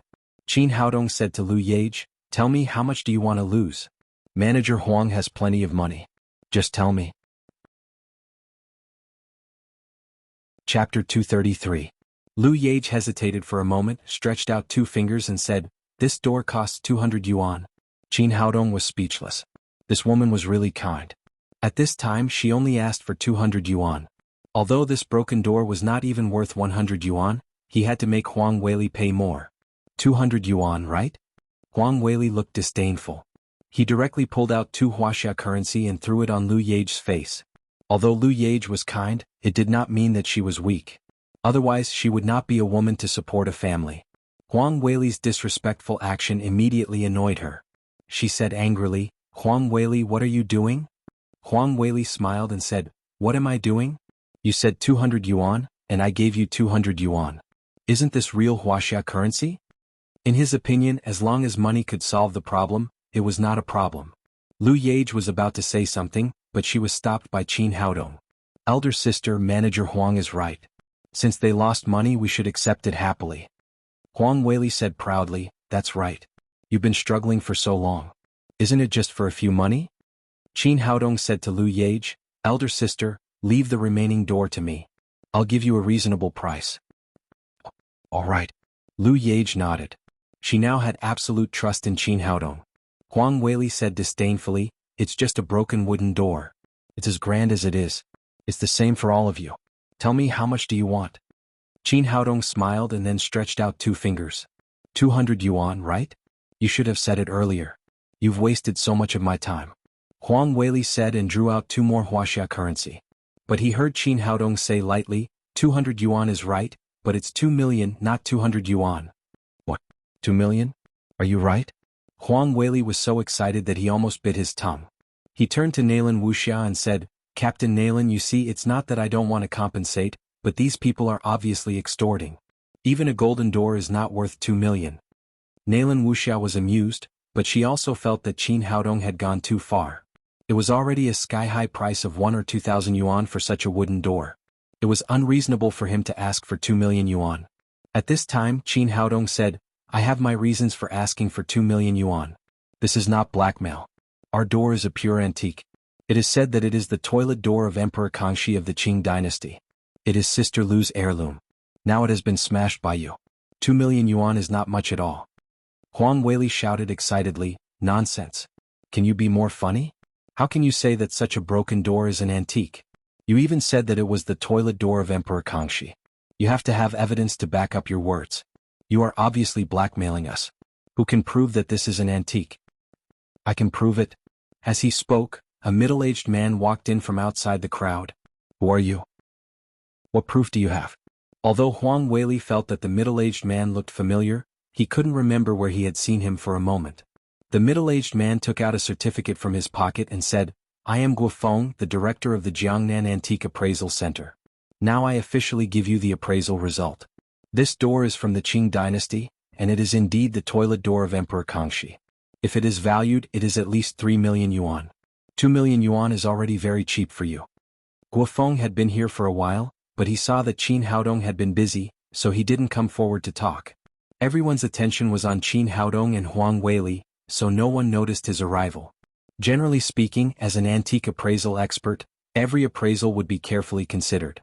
Otherwise, if the appraisal was wrong, it would greatly affect his reputation and he might lose his qualification as an expert. At this moment, if Guofeng resolutely stood on Qin Haodong's side, a villain like Huang Weili must pay the price. Huang Weili almost choked to death. He just said that the other party was blackmailing, but he didn't expect that an expert would jump out to prove it, and he was the real director of the Antique Appraisal Center. Qin Haodong said, "Did you hear that? Director Gu just said that 2 million yuan is already a discount for me. Pay up quickly." Seeing Huang Weili being fooled by Qin Haodong, the leukemia patients around were excited as if they were celebrating the new year. They shouted together, "Pay up! Pay up quickly! I really don't have so much money." Huang Weili put away his wallet and said with a red face, "No money, right? You don't have money, right? Then let's do business." Qin Haodong turned to Nalan Wuxia and said, "Officer Nalan, the other party refuses to pay. It seems that we can't mediate. You'd better send him to the detention center." Nalan Wuxia understood and waved to the little policeman behind her. "Wang, arrest him." The little policeman answered and took out the handcuffs to handcuff Huang Weili. Huang Weili hurriedly cried, Wait, I'll pay. I'm willing to pay." Although 2 million yuan was a little more, a golden job with an annual salary of 1 million yuan was more important. After all, he could earn money if he lost it, but he would be completely dumbfounded if he lost his job. Although he was helpless, he still chose to pay. Qin Haodong smiled slightly, took a bank card from Lu Yage who looked dull, and asked Huang Weili to transfer the money in. Seeing that 2 million yuan was gone, Huang Weili was very distressed. He glared at Qin Haodong and said, "Can I go now?" "Yes, of course. Customers were God." After taking 2 million yuan, Qin Haodong smiled and said, "Manager Huang, we will decorate here in a few days. You can come again, but you should prepare the money first." Huang Weili snorted and ran out with his men. Behind him came the cheers of many leukemia patients. For many years, these leukemia patients had gone to Wilson Company to protest the price of medicine many times, but every time they did not have any good results. Several people were even injured by gangsters several times. Now they finally saw Huang Weili being defeated. Everyone was very happy. After the matter was settled, Nalan Wuxia let the other policemen get in the car first, then took Qin Haodong to the side and said, "Why is there a beautiful woman next to you every time it's about you? This time it's a beautiful young woman with a child. Do you have any special hobbies?" Qin Haodong said with embarrassment, "Sister Lu is my patient. I have nothing to do with her. Don't talk nonsense. Let's be serious. Where have you been these past few days? Why can't I get through to you?" Qin Haodong said, "I went to Shenangjia for a trip. I just got off the plane. The signal there is not good, so I can't get through to you." Nalan Wuxia nodded and said, "You just blackmailed so much money. When will you treat me to dinner?" "I can treat you to dinner, but the 2 million yuan is for Sister Lu. I won't take a penny. Otherwise, how can they live like orphans and widows?" "Well, I'll go first. Remember to treat me to dinner." Then Nalan Wuxia got in the police car and went back with her men. Qin Haodong came to Guofeng and said, "Director Gu, thank you for your help just now." Guofeng said, "It's just a piece of cake for me. I'm far behind Dr. Qin. A black-hearted businessman like him should pay the price. Although they are also pharmaceutical companies, they only care about maximizing profits and don't care about the lives of patients at all. In contrast, Dr. Qin's benevolence is admirable." Qin Haodong waved his hand and said, "Let's not talk about this. What can I do for you, Director Gu?" Guofeng said, "You haven't been at home these days, so you don't know. Something big happened in Jiangnan." "Something big happened? What about it?" Qin Haodong had just gotten off the plane, so he hadn't heard any news. Guofeng said, "The Yagyu Corporation of Neon challenged Wuxia and said that they want to challenge our Wuxia civilization? They're overestimating themselves. If it weren't for our ancestors, these Neon people would have already jumped into the sea to feed the fish. How could they say such shameless words?" Qin Haodong said, "What do they want to challenge us for? Although this challenge is a folk activity, the influence created by the Yagyu Corporation is so great that the whole world knows about it. If we really lose, Wuxia will be disgraced. This time, the Neon people's challenge is very wide, including music, painting, antique appraisal, and medical skills. I'm the appraisal director of the Antique Center, so I naturally have to defend the dignity of Wuxia in antique appraisal. But to be honest, the neon people are fierce this time. They must have something to rely on. I'm a little uncertain, so I want to ask you to help me. Qin Haodong said, Director Gua, you are an expert in antique appraisal. I'm just a doctor. How can I compare with you? You're being modest. Whether it's the appraisal of the Xuanda censer or the ancient painting of Wu Daozi on Lin Xiaoyan's birthday, your attainments are above mine. Guo Feng took Qin Haodong's hand and said earnestly, this time, we have a great responsibility to face the challenge from Neon. We can only win. You must help me this time. Qin Haodong thought for a moment and said, well, since Director Guo doesn't mind, then I'll go and cheer for you. Guo Feng said excitedly, that's great. With you by my side, I'm sure the Neon people won't be able to make any big waves. Qin Haodong asked, when will the challenge begin? The date is tentatively set in 4 days. I'll inform you about the specific arrangements at that time. Guo Feng didn't stay any longer and left Lu Yage's house excitedly.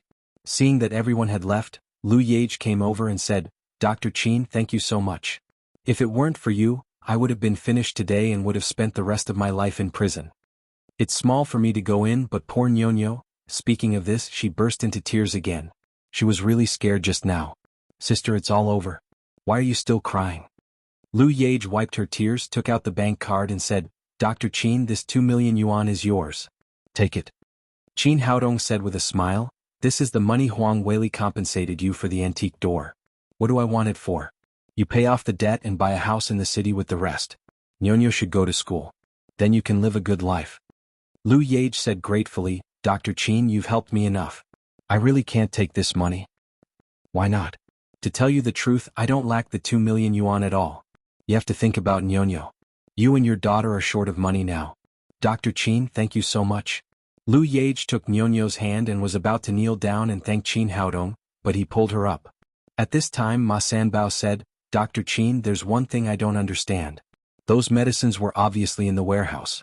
Why did they suddenly disappear? Chapter 234.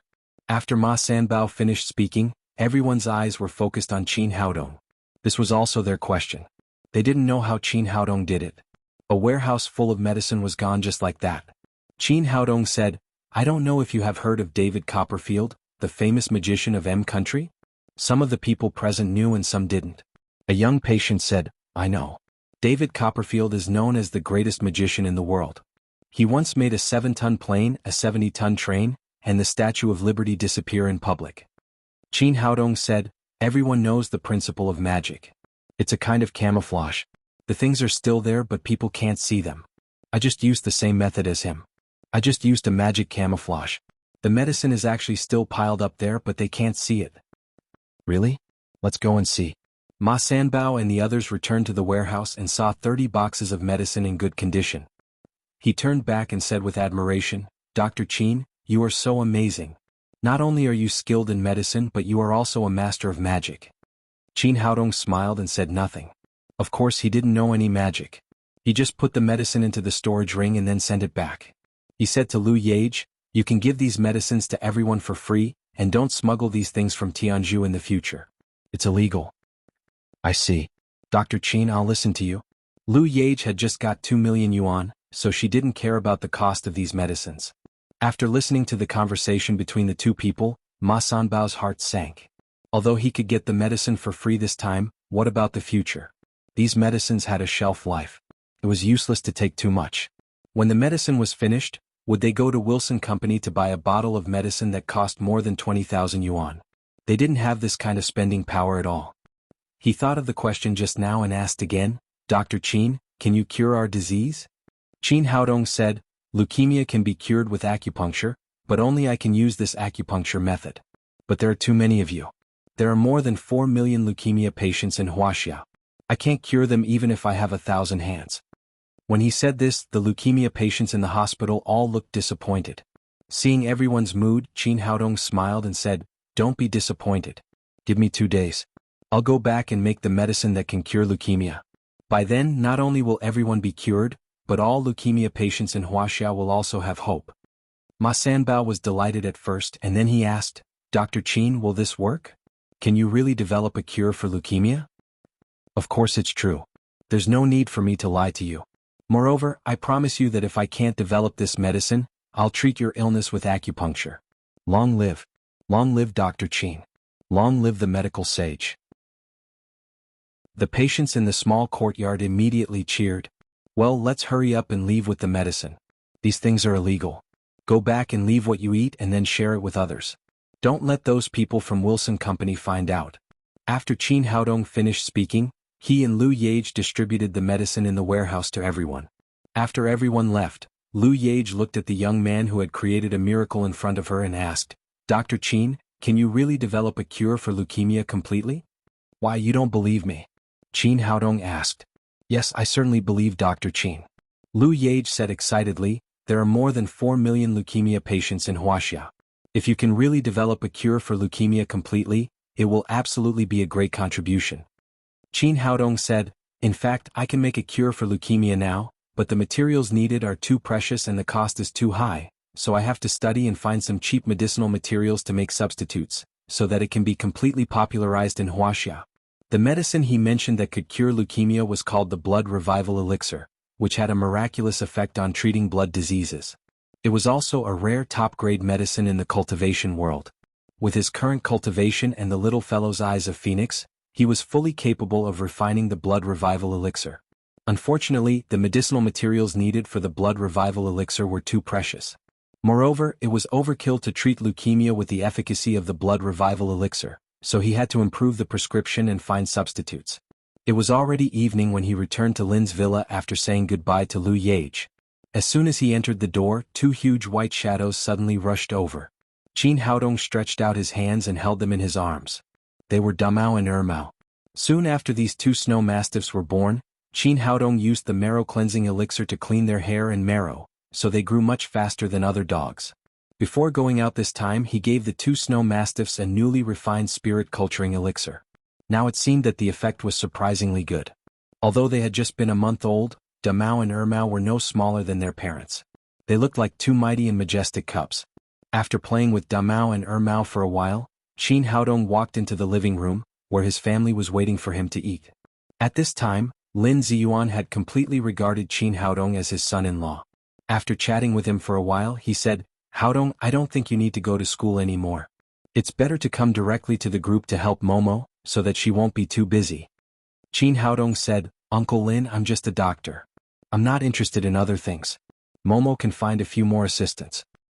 There's no need to go to school to be a doctor. With your medical skills, I don't think the teachers in the college are as good as you. Why don't you come back directly and I'll open a clinic for you? Lin Ziyuan seemed to be anxious to bring Qin Haodong into the Lin family so that he and Lin Momo could settle their affairs. Qin Haodong said with a smile, I'll think about it. He had his own ideas in his heart. He wanted to open a clinic by himself. Although he had the potential to be a gigolo, he still had to earn his own living. After dinner, he and Lin Momo played with the little fellow for a while, and then returned to his room early. The little fellow played wildly all day and fell asleep soon after lying on the bed. Seeing his daughter asleep, Qin Haodong hugged Lin Momo and kissed her fiercely. After a while, Lin Momo leaned into Qin Haodong's arms and said, How was your trip to Shenangjia this time? What did you get? Tell me about it. It's a big harvest. My cultivation finally broke through the bottleneck of the qi refining stage and reached the foundation establishment stage. Tang Tang also got the eyes of Phoenix of the Yuan sect, and she is more proficient in controlling fire. Qin Haodong said and told Lin Momo everything they had experienced in Shenangjia, bit by bit. After all, Lin Momo was an ordinary person. When she heard that they first encountered the devilish 5 and then encountered the fierce hell soul-devouring ants, although she knew that they were safe and sound, she still screamed again and again. After all, she patted her bulging chest and said, I didn't expect you to experience so many dangers in just a few days. It's really scary. Qin Haodong grabbed her hand and comforted her. It's okay. It's more scary than dangerous. After experiencing these things, our daughter has grown up a lot. But I'm still a little worried. Tang Tang is still so young. I'm afraid that something might happen to her. From a maternal point of view, Lin Momo was still very worried about the safety of the little fellow. Qin Haodong said, Our daughter has the Suzaku sacred body. She is destined to be extraordinary in this life. Now give her proper training and she will have better development in the future. Lin Momo nodded and knew that it was not the time to spoil her daughter. After a pause, she asked again, Is the story about Senior Sikong Zhaixing you told me true? Is the rise and fall of the Qing dynasty related to the Holy Dragon formation? I guess it should be true. Did Senior Xikong Zhaixing really live for more than 100 years? How can people have such a long life? Qin Haodong said, cultivation is to break through the limits of the human body and break the shackles of heaven and earth. 100 years is just the beginning. The more profound the cultivation, the longer the life. For example, I am now at the foundation establishment stage and my lifespan is bound to exceed 100 years. If I reach the tribulation stage, it is not a problem to live more than 1,000 years. What about Tang Tang? What will happen to her in the future? With Tang Tang's Suzaku sacred body, it is only a matter of time before she reaches the tribulation stage. Her lifespan is bound to exceed 1,000 years. After hearing Qin Haodong's words, Lin Momo felt sad. Qin Haodong noticed that something was wrong with her and asked, "What's wrong with you?" Lin Momo said in a low voice, "You and Tang Tang can live for so long, but I can only live for 70 or 80 years. At that time we can't be together. And women are always getting older. In another 20 or 30 years I will be an old lady, and you will still be so young. At that time I will not be worthy of you at all." Qin Haodong kissed her gently on the cheek and said, "You don't have to worry about this. I have already arranged it for you. After a while, as long as I form the gold core, I will take you with me to cultivate. Our family of 3 will be together forever." Qin Haodong had indeed prepared for this. Lin Momo was just an ordinary person, and she did not have the special constitution of Qi Wan-er and Ma Wenjue. It was a little too late for her to cultivate at this age. If she forced herself to cultivate, even if she could enter the threshold of cultivation, she would not go too far in the future. In this case, the best way was enlightenment. As long as he could restore his cultivation to the gold core realm, he could use his unique secret method to enlighten Lin Momo. At that time, not only could she set foot on the road of cultivation, but she could also suddenly have the cultivation that others could not have in their lifetime. "Really? You are not lying to me, are you?" Lin Momo said excitedly. "Of course not, and I will tell you a secret then." Qin Haodong had already thought about it. As long as he succeeded in enlightening Lin Momo, he would tell her the secret of his reincarnation. "What secret? Can't you tell me now?" "Not now." Qin Haodong kissed Lin Momo's cheek again and said, "That's all in the future. Now I have something to discuss with you." "What is it? Tell me." Qin Haodong said, "I want to set up a pharmaceutical company. I want you to help me find a suitable land and calculate how much startup capital I need." Lin Momo asked in surprise, "Set up a pharmaceutical company? It's not a trivial matter. Why do you suddenly have such an idea?" Qin Haodong told her what happened to Lu Yage and her daughter and said, "In order to make money, those black-hearted pharmaceutical companies sell life-saving drugs at sky-high prices. As a doctor, I can't sit back and do nothing. I'm going to develop a new drug that can treat leukemia. After mass production, it will be pushed to the whole Chinese market. I can't do it alone. I need a company to support me. When I cure all leukemia in the whole Chinese market, I want to see how they can make black-hearted money." "What? You can develop a drug to cure leukemia?" Lin Momo suddenly sat up. As the head of Lin's group, she immediately realized the huge business opportunities in this matter. Chapter 235. Qin Haodong said, "I have an elixir formula that can cure leukemia. As long as I adjust the herbs needed for the elixir formula, we can enter the quantitative production." Lin Momo's eyes lit up and she said, "How about we cooperate together? You buy shares with your technology and our Lin's group invest. We can set up a large pharmaceutical company together."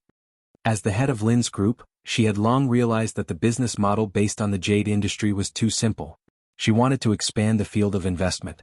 If she could really develop a drug that could cure leukemia completely, it would definitely be a good deal with low capital and great profits. That was why she was so tempted. Cooperation? Never thought about it.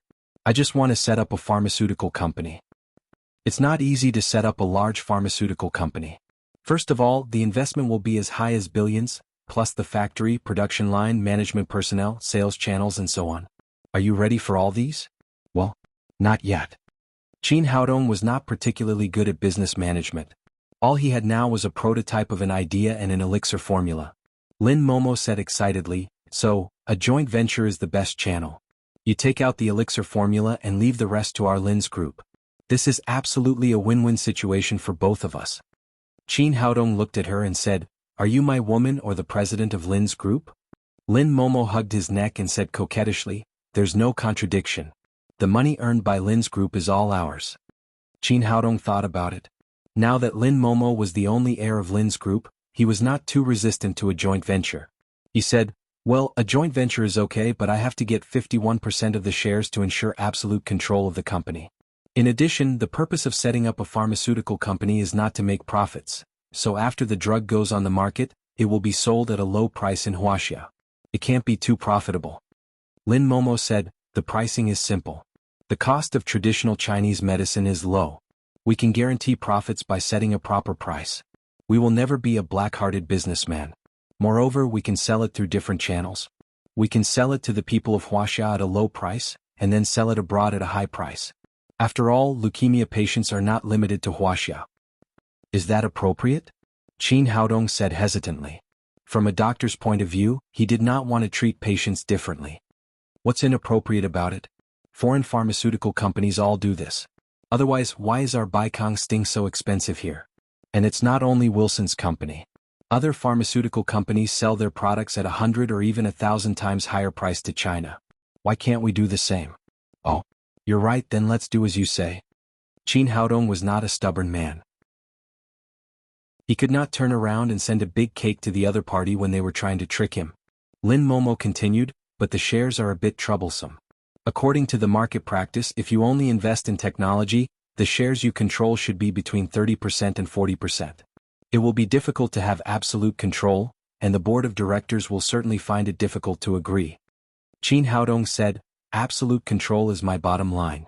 You can find someone to calculate the amount of investment first. In addition to technology, I can also invest a sum of money." He was very clear about the value of the medicine that could cure leukemia. This medicine had to be developed in his own hands. Otherwise, if the shares were controlled by the black-hearted businessmen, it would become a way for them to make money from the people of China in the blink of an eye. Therefore, he had to have absolute control. Lin Momo said, "That's good. Today I'll ask my team to make an investment plan. Then we'll discuss the shares. The most important thing is for you to develop the prescription." After the discussion, they hugged each other and fell asleep. The next day, Qin Haodong did not let the little fellow go to kindergarten. Instead, he took her to his villa and began to develop the prescription to cure leukemia.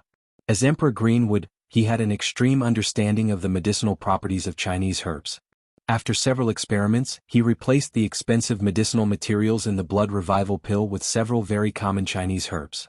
Although the effect of the refined elixir could not be compared with that of the blood revival pill, it was enough to cure leukemia. In order to facilitate quantitative production, Qin Haodong changed the form of the medicine into a medicinal liquid. As long as the original liquid was refined by him, it could be sold on the market after rough processing. Since both the medicinal properties and the form had changed, it could no longer be called the blood revival pill. Qin Haodong thought about it and named it the blood revival oral liquid. After everything was done, he took out the 9-dragon furnace and began to refine the medicine with the little fellow. Half an hour later, a pot of emerald green blood revival oral liquid was fresh out of the furnace. Qin Haodong tried the medicinal properties and nodded with satisfaction. He took out the prepared glassware and put it in. After putting away the blood revival oral liquid, Qin Haodong and the little fellow did not stop. They began to refine today's highlights, the foundation-building pill and the energy-enhancing pill. With the foundation-building pill, it would not be difficult to go from the obvious strength to the inward strength. His subordinates, the divine mercenaries and the daddy security company, could easily break through the bottleneck of the obvious strength and become masters of the inward strength. The energy-enhancing pill and the big energy-enhancing pill had the same effect. Both could help warriors improve their cultivation quickly, but the effect was much worse. At the level of the inward strength, the effect of the big energy-enhancing pill was a little worse. The energy-enhancing pill was suitable for masters of the inward strength. However, Qin Haodong could not refine the energy-enhancing pill before his cultivation was improved. Now he could. After a busy day, the father and daughter walked out of the house together in the evening. At this time, in addition to the blood revival oral liquid, there were also a large number of foundation-building pills and energy-enhancing pills in the storage ring. Qin Haodong drove to Lu Ye's house with the little fellow. He wanted to cure Nyonyo completely first, and then send the blood revival oral liquid to the leukemia patients yesterday through Lu Ye. When he arrived at the small courtyard, he heard a child crying in the distance. It was Nyonyo's voice, but he did not know why the child was crying so sadly. He parked the car and took the little fellow into the yard. He saw Nyonyo wearing a new pink skirt, sitting on the ground and crying. Lu Yage was not around. The cripple from yesterday was guarding Nyonyo, looking sad and indignant. Qin Haodong was a little surprised and asked, "Nyonyo, what's wrong with you? Why are you crying?" Seeing that it was Qin Haodong who came, Nyonyo immediately rushed over and hugged his thigh as if she had seen a relative. She cried and said, "Uncle Qin, my mother was taken away by bad people. You must save her. You must save her." Qin Haodong's face darkened and he asked, "Don't worry. Tell me slowly. What's going on?" Bad people, bad people. They came to take my mother away." After all, Nyonyo was only 5 years old, so she could only say so much. The cripple said, "Dr. Qin Yage was taken away by usurers. You must find a way to help her." Qin Haodong asked, "Why did the usurers take her?" The cripple said, "Dr. Qin, you don't know yet. Yage went to Tianzhu to buy Baikong's sting with usurers' money. She even sold her house to treat Nyonyo in recent years. There was no money at home.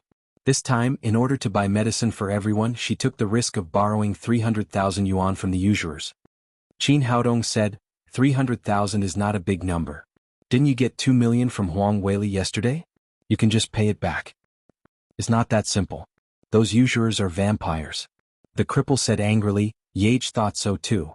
In the morning she took 1.5 million out of the 2 million to buy a school district house for Nyonyo, and bought some new clothes for Nyonyo. She left more than 400,000 to pay off the usurers and live in the future. Who knew that when those usurers came, they didn't follow the agreement at all. When Yage borrowed money, it was agreed that she would lend 300,000 yuan and pay 100,000 yuan in interest every month and 1.2 million yuan a year. Now she just borrowed it for less than a week, and paying them back 400,000 yuan was already a very high interest. Who knew that these people were not satisfied and insisted that Yage pay a year's interest in a lump sum? Yage didn't have so much money, so she was taken away by them. Qin Haodong's face became more and more gloomy. These people were not usurers. It was obvious that they were robbing money. He asked, "Do you know where Sister Lu was taken?" The cripple shook his head and said, "I don't know. Yage was taken away by them in a car." "Who is the usurers? What's their name?" The cripple said, "I don't know his name. Everyone calls him the Crown Prince. He is a famous hooligan leader. No one dares to provoke him. I heard that the Crown Prince had long taken a fancy to Yage's beauty and proposed to keep Yage as his mistress, but Yage didn't agree. I think he took the opportunity to rob her deliberately this time." "I see. You take care of Nyonyo here. I'll bring Sister Lu back later." Qin Haodong was furious at this time. Lu Yage was a beautiful and kind woman, but God treated her unfairly. First, she was given a scumbag, and then her daughter suffered from leukemia. After so many years of hard work, she finally met Qin Haodong, who helped her cure Nyonyo. She thought she could live a good life, but in the twinkling of an eye, she was targeted by a hooligan. It was said that beauty had a short life, but God treated her so unfairly. As a cultivator, he had to fight against God. Qin Haodong said in his heart, "Sister Lu, don't be afraid. Since God is unfair, I will give you a fair one." He took the little fellow back to the car, took out his mobile phone and dialed Chi Weiner's phone number. "It's urgent. Help me locate a phone number."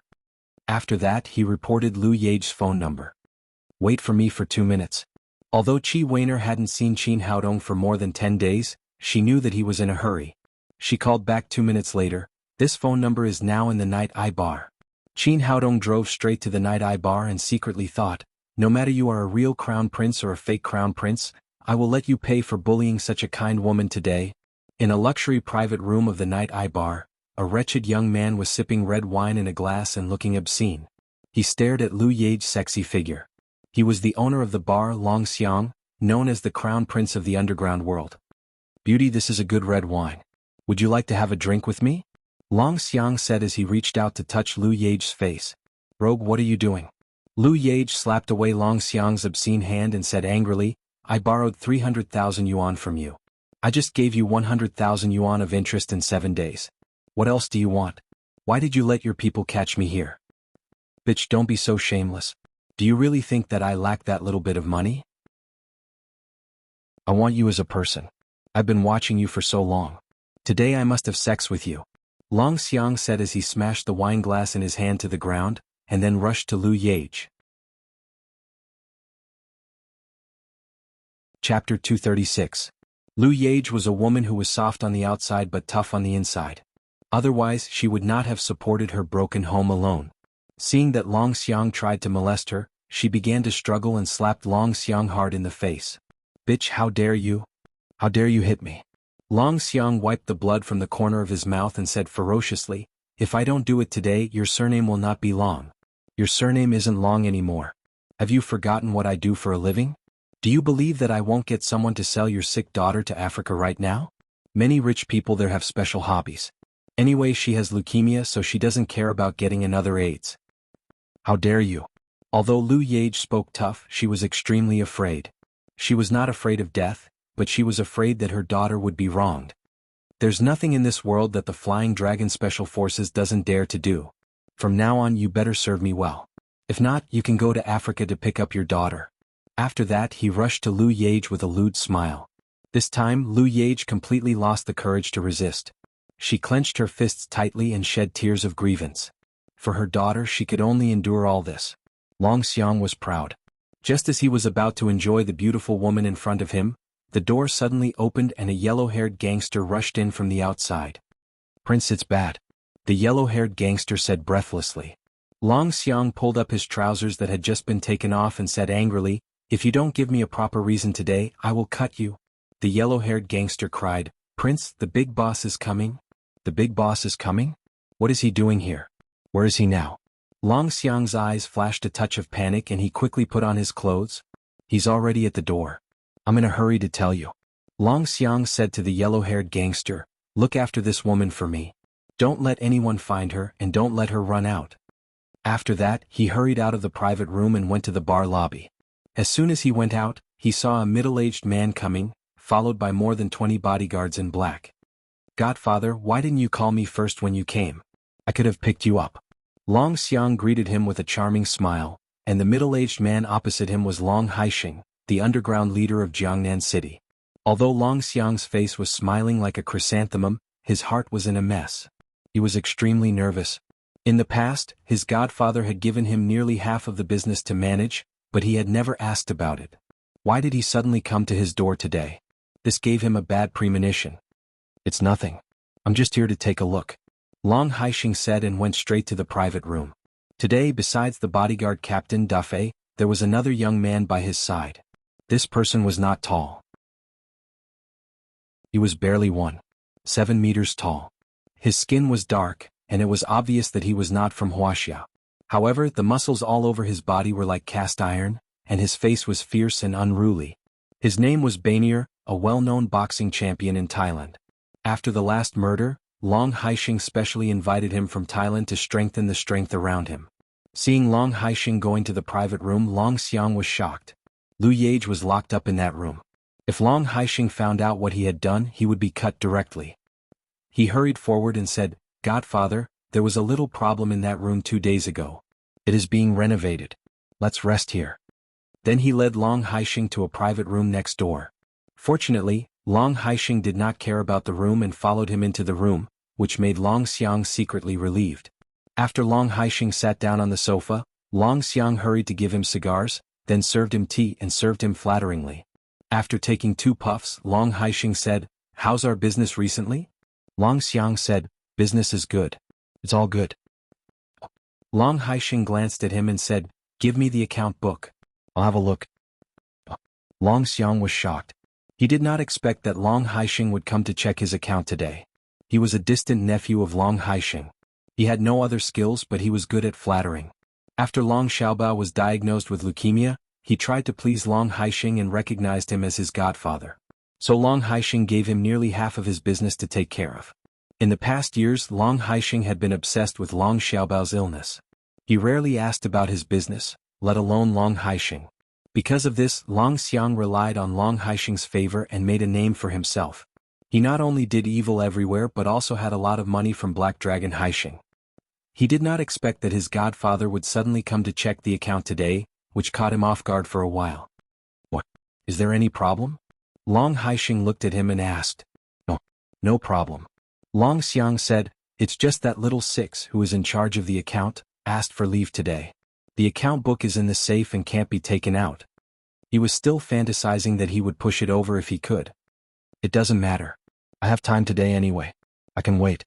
Long Haisheng turned to Dafei and said, "Arrange for someone to pick him up immediately."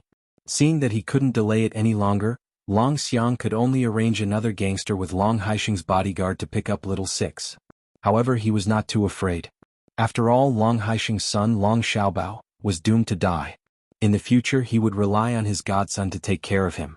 Even if he found out that there was something fishy about the account, he would be scolded at most. He even fantasized that the reason why Long Haisheng came to check his account was to better train him to be his successor. In front of the Night Eye Bar, two tattooed gangsters were sitting on chairs, with a sign of closed business hanging next to them. First, it was not the peak time of the bar's business. Second, Long Haisheng was checking the account inside, so Long Xiang arranged for people to suspend the business here. The two gangsters were smoking and chatting. One of the gangsters with ear holes said, "Brother, you don't know. The woman we just brought back for the crown prince is really beautiful. She has a good face and a good butt. She's so attractive. I love her. I have never seen such a beautiful woman in so many years. If I can sleep with her for one night, it will be worth it." Another gangster with a tattoo on his arm said, "Is that true? Is it so exaggerated? There are many beautiful girls in our bar. Can't they be compared with that woman?" "No, absolutely not." The hooligan with pierced ears said, "This woman is the best. Although she has a child, her figure is absolutely intact. Moreover, her coquettish appearance makes people's hearts itch just thinking about it. I can't wait to push her down immediately." "You mean this woman has given birth to a child? What's wrong with giving birth to a child? You don't understand. Mature women are the best. Otherwise, why would the prince spend so much effort to get her here?" "I'm tempted by your words. But according to the prince's temper, when he has enough fun, maybe it will be our turn. At that time we can also have fun." Speaking of this, the two of them laughed together. Just then, a man holding a little girl appeared in front of them. Qin Haodong's six senses were sharp. He heard their conversation clearly. He suddenly became furious. He grabbed the collar of the tattooed gangster and asked in a cold voice, "Tell me, where did you hide that woman? Boy, do you want to die? Do you know where this is? This is the Night Eye Bar, the prince's territory. Let me go, or your whole family will be thrown into the river to feed the fish tomorrow." The tattooed gangster was also reckless. At this time he still dared to threaten Qin Haodong. Before he finished speaking, he had flown out and smashed the fiberglass door of the bar. Countless bones in his body were broken. He lay on the ground and spat out mouthfuls of blood. After that, Qin Haodong reached out and grabbed the gangster with ear piercings. He asked murderously, "I'll only ask you once. Where did you hide that woman?" Seeing the miserable look of his accomplice, the gangster with ear piercings was so scared that he peed his pants. He quickly pointed upstairs and said while trembling, It's upstairs in Brother Crown Prince's room. Please don't kill me." Qin Haodong lifted his foot and kicked him away. He stepped into the Night Eye Bar. As soon as he entered the hall, 40 or 50 gangsters with steel knives rushed out and surrounded them. "Tang Tang, are you afraid?" Qin Haodong asked the little fellow. His daughter was destined to not be an ordinary person in the future. The reason why he brought the little fellow here today was to train her courage and vision. "I'm not afraid. These are all bad people. If Papa agrees, I'll burn them all." The little fellow deserved to be the owner of the Suzaku sacred body. There was no fear in her eyes. On the contrary, there was some excitement. Qin Haodong quickly said, "Papa is enough to deal with these bad people. Don't use fire casually." It was no wonder that he was nervous. If the little fellow really used the eyes of Phoenix to set fire here, it would be a big trouble. Maybe the surrounding buildings would be burned together. The gangsters around saw that the father and daughter were surrounded in the middle, but they didn't pay attention to them at all. Finally, they became angry and waved the guys in their hands and rushed over. But they bullied ordinary people in ordinary days. In front of them was a master of the 5th level of covert power. How could Qin Haodong pay attention to them? Moreover, he was angry that these little gangsters had done many evil things in daily life, and even did not let go of the gentle and kind Liu Yage, so he was merciless. These little gangsters were beaten with broken arms and legs, and they flew out in a scream. Long Xiang was carefully accompanying Long Haisheng. Suddenly, a gangster from the bar rushed in from outside and said awkwardly, "Prince, something bad has happened." Long Xiang's face darkened. The title of prince was given by him. This brainless man called it in front of Long Haisheng. Wasn't he looking for trouble for himself? He glared at the little gangster and said angrily, "Don't you see that I'm talking with my godfather? What can be more important than my godfather? Get out of here." At this time the gangster was completely confused. He didn't understand the meaning of Long Xiang's words. He gasped and shouted, "Prince, something big has happened. Someone has smashed our bar." "What? Someone dares to smash my bar?" Long Xiang was really surprised. His bar was Long Haixing's. No one had dared to make trouble here all these years. How could it suddenly be smashed? Because this also made him feel ashamed. He shouted angrily, "Where are our people? What do I do with you? Someone smashed our bar. Why didn't you kill him?" The gangster said, "Prince, our people have all attacked, but the man is too powerful. Our brothers have suffered heavy casualties. I'm afraid he will rush in soon." Chapter 237. What did you say? We have so many brothers. How could we be no match for them? Long Xiang asked in shock, "How many people did they send?" The gangster said hesitantly, "Well, it's hard to say." Long Xiang slapped him in the face and said angrily, "Are you King stupid? Is Mom stupid? Can't she count how many people are coming? 30 or 50? The gangster covered his face and said, "Not so many. It's just a young man with a child in his arms. The little girl is only 3 or 4 years old. I don't know if she should be counted as a person." "What? You're saying that a woman carrying a child destroyed our place?" Long Xiang thought that the hooligan in front of him had gone crazy. The hooligans under him were all experienced fighters. How could 40 to 50 people not be able to defeat a stay-at-home dad with a child? Just then the door was kicked open from the outside. Qin Haodong stood proudly at the door with the little fellow in his arms. Seeing the little fellow eating a lollipop, Long Xiang immediately realized that this was the father who was good at fighting. Now he could only turn to Long Haixing for help. He hurriedly cried, "Godfather, this guy obviously doesn't give you face. You must teach him a good lesson." While speaking he also felt a little strange.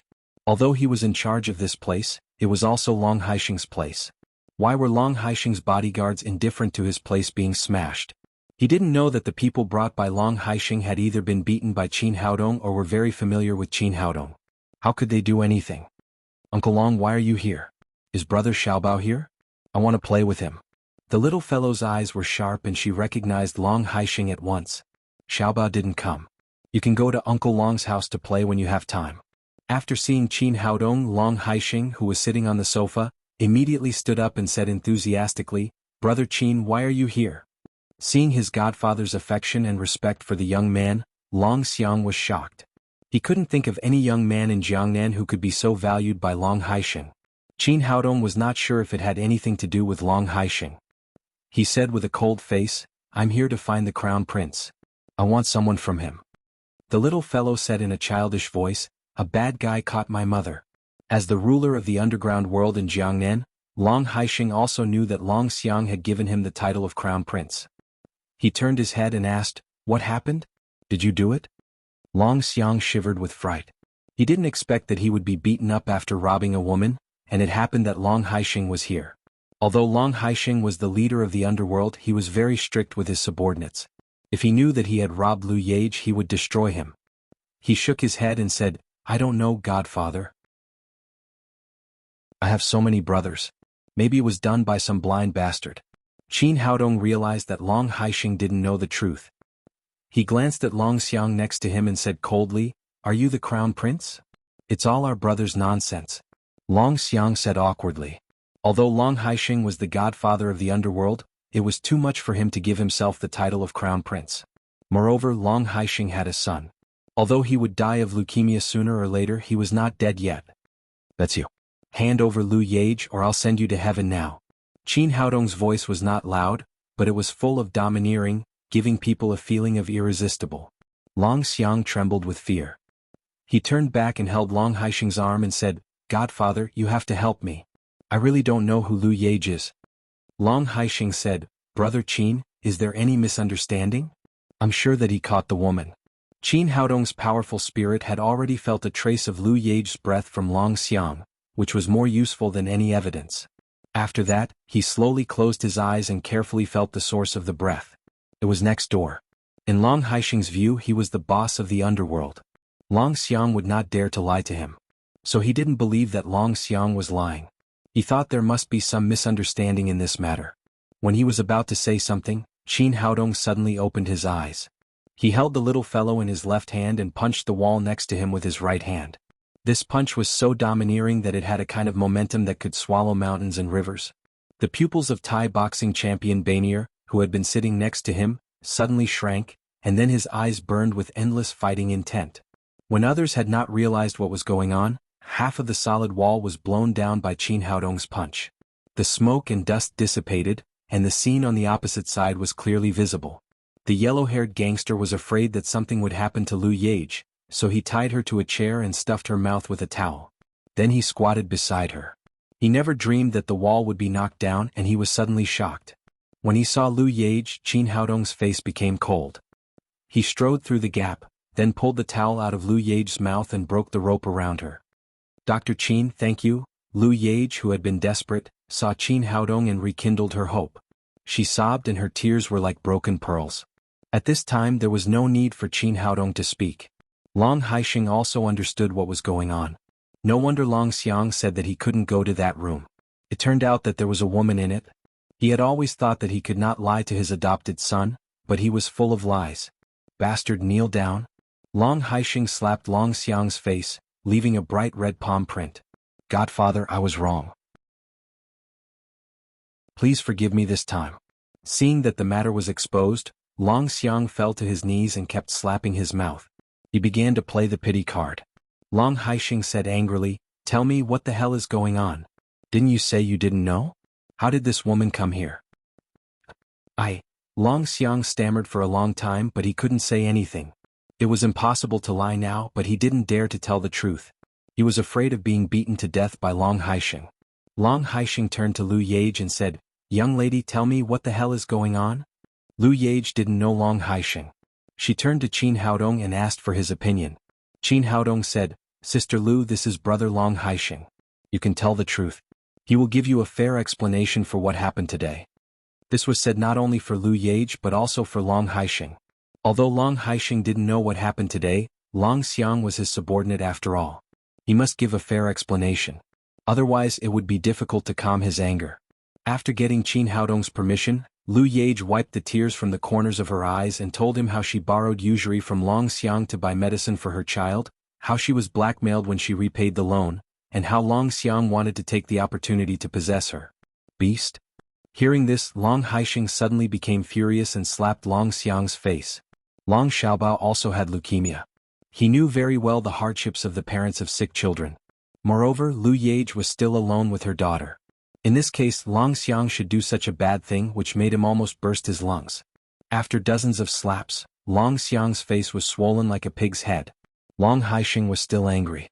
He turned to Da Fei and said, "According to the rules of the gang, how should we deal with this situation?" Da Fei said respectfully, "According to the first rule of the gang, those who deceive the gang leader will be thrown into the river by breaking the tendons of their hands and feet. The sixth rule of the gang, relying on the power of the gang to bully the weak and rape women. Those who rape women will die." He was very smart. Although Long Xiang was guilty, he was Long Haisheng's godson. He did not express his opinion before he knew the meaning of the gang leader. He just read the gang rules according to the articles. Long Haisheng said in a deep voice, "Since there are rules, send him to hell according to the rules of the gang." Da Fei sighed in his heart. He knew that Long Haisheng was showing his attitude.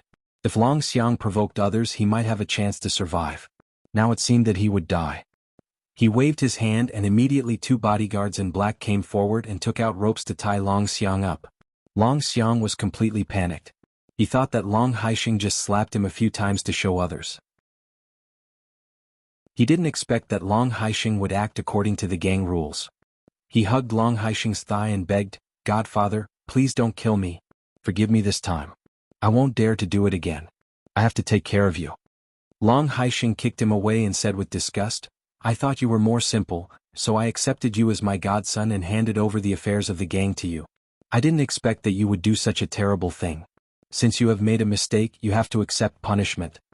Long Xiang cried, "Godfather, you can't do this. Xiaobao's illness won't last long. I will be your son in the future." Long Haisheng said in a cold voice, "Even if you are my son, you will be punished according to the rules of the gang for doing such a terrible thing. Besides, Xiaobao's illness has been cured by brother Qin." "What? Cured?" Long Xiang was confused. No wonder Long Haixing's attitude changed today. It turned out that this young man had already destroyed his last reliance. Up to now he hadn't figured out who Qin Haodong was. If he had known that there was such a powerful person, he would not have dared to provoke Lu Yage. But it was too late to regret now. Long Haixing turned around and waved his hand. Two bodyguards in black immediately tied Long Xiang up, gagged him and carried him out. When everything was done he said to Qin Haodong, "Brother Qin, I'm really sorry. I didn't expect this little beast to do such a thing. He deserves to die." Then he took out the checkbook, wrote a check of 1 million yuan and sent it to Lu Yage. "Sister, I'm sorry about this. Take this money as a little compensation." Today's things changed so fast that Lu Yage couldn't adapt to it for a while. At the beginning she was desperate and thought that she would be destroyed by Long Xiang. But Qin Haodong changed everything. First he rescued her. Then Long Haixing punished Long Xiang according to the gang rules.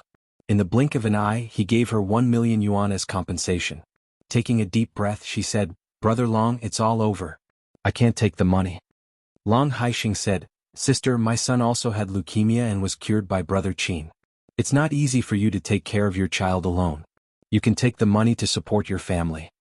Qin Haodong then said, "This money is given to you by Brother Long. You can take it." Seeing Qin Haodong agree, Lu Yage also accepted the check. The matter had been solved. Qin Haodong was ready to leave with Lu Yage. Wait a minute. At this time a heavy voice sounded. Everyone looked in the direction of the voice. It was Thai boxing champion Bainier. He looked at Qin Haodong with burning eyes and said, "You are very powerful. I want to fight with you." Chapter 238. Bainier, don't mess around. This is my brother. Long Haixing didn't expect that the Thai boxing champion would challenge Qin Haodong, so he quickly stood up to stop him. But at this time Bainier's eyes were burning. He stared at Qin Haodong with a strong desire to fight in his eyes. He didn't seem to hear Long Haixing's words. He had always been a martial arts addict. This time he came to Wuxia to be a bodyguard for Long Haixing. On the one hand he wanted to make money, on the other hand he wanted to see the warriors of Wuxia. As the saying goes, when an expert makes a move, you will know whether he is real or not. Just now, Qin Haodong broke the wall with a domineering punch, which made Bainier see that he was definitely a master, and immediately ignited his desire to fight. Because of this, he didn't take Long Haixing's advice seriously. Compared with money, he was more obsessed with martial arts. At this time he only had eyes for Qin Haodong. "Do you dare to fight with me?" He took 2 steps forward and a strong and valiant aura spread out. The bulging muscles all over his body formed a sharp contrast with Qin Haodong's weak image, as if he could poke Qin Haodong's body with just one finger. Bainier looked at Qin Haodong with burning eyes, full of expectation. Qin Haodong held the little fellow and looked back at him. Their eyes collided in the air. Just when everyone thought that the two masters would meet and there would be sparks, Qin Haodong said lightly, "I'm sorry, I'm not interested." Bainier was very powerful in the eyes of others, but he was nothing in his eyes. A little Thai boxing champion who had not even reached the level of covert power stood up to challenge him. This was no different from a joke. It was really difficult to arouse his interest. Most of the people present thought that Qin Haodong was afraid of Bainier, but he was just a doctor. Even if he couldn't beat the boxing champion, there was no shame. Just when everyone thought that Bainier would stop, the stubborn boxing champion became stubborn. He stood in front of Qin Haodong and said with burning fighting intent, "No, you are a master. I must fight with you." "I'm sorry, I'm very busy. I don't have the time." Qin Haodong said indifferently, "If you have to fight, you win." As soon as he said this, Bainier seemed to be greatly insulted. He growled, "Wuxia man, are you looking down on me?" When he got angry, his momentum suddenly soared like a furious beast. The people around him could not bear the powerful momentum and stepped back. Qin Haodong didn't seem to feel it and still said lightly, "You can understand it that way." Seeing that the Thai boxing king was about to lose control of his emotions, Long Haixing cried, "Bainier, I've said that Dr. Qin is my brother. I know I won't hurt him." Bainier cried emotionally, "But I have to fight with him today. It's about the glory of a boxer and the glory of Muay Thai." Qin Haodong glanced at this guy and thought to himself, "Is there something wrong with you?" Qin s teen with Qin teen 1, Long Haixing's face darkened. The boxing champion was invited by him at a high price. Someone had said before that this guy was violent and had big fists but no brains. Now it seemed that it was true. Bainier stared at Qin Haodong and said word by word, I saw your punch just now. It was full of strength. I can see that you are a master from this punch, so I want to see your moves again. I'm sorry. You really can't. Qin Haodong said, get out of the way. I have something to do. What will make you fight with me? Banier cried excitedly, as long as you can beat me, I'll give you 200,000 yuan. If you lose, you can leave right away. How about that? He was a martial arts fanatic as well as a boxer. In his eyes, the temptation of money was the greatest. Tempting me with money? Qin Haodong looked at Banier and said, not everyone values money so much, for 100,000 yuan. Banier doubled the price. I regard money as dirt. 800,000 yuan? Banier gritted his teeth and cried. Today he would fight with this young man anyway. And he was not short of money. Long Haixing hired him with a salary of more than 1 million yuan. Well, hurry up. As soon as he said this, everyone's eyes were broken. Don't you value money so much? Don't you regard money as dirt? Why did you agree in a twinkling of an eye? In fact, Qin Haodong really didn't care about the 800,000 yuan, but he had been provoked again and again, which was related to a man's dignity. If he didn't accept the challenge, what would people around him think? What would Lu Yage think? What would his daughter think? Moreover, the other party was a tie. If it was known, it would be embarrassing for the martial arts world of Wuxia. Seeing that he agreed so quickly, Banier was also stunned for a moment. When he reacted, he said without hesitation, let's start now. If you win, I'll give you 800,000 yuan. He said it very straightforwardly, but he didn't think that Qin Haodong could take away his money. He had been in the underground boxing ring for so many years and had never been defeated. Come on, let's have a good fight. Banier became more and more excited. He raised his hand and tore off his coat, revealing his steel-cast muscles. Qin Haodong still stood there with the little fellow in his arms. If you want to fight, let's fight. I'm in a hurry. Why don't you put the child down? Don't you need to prepare? Banier asked in astonishment.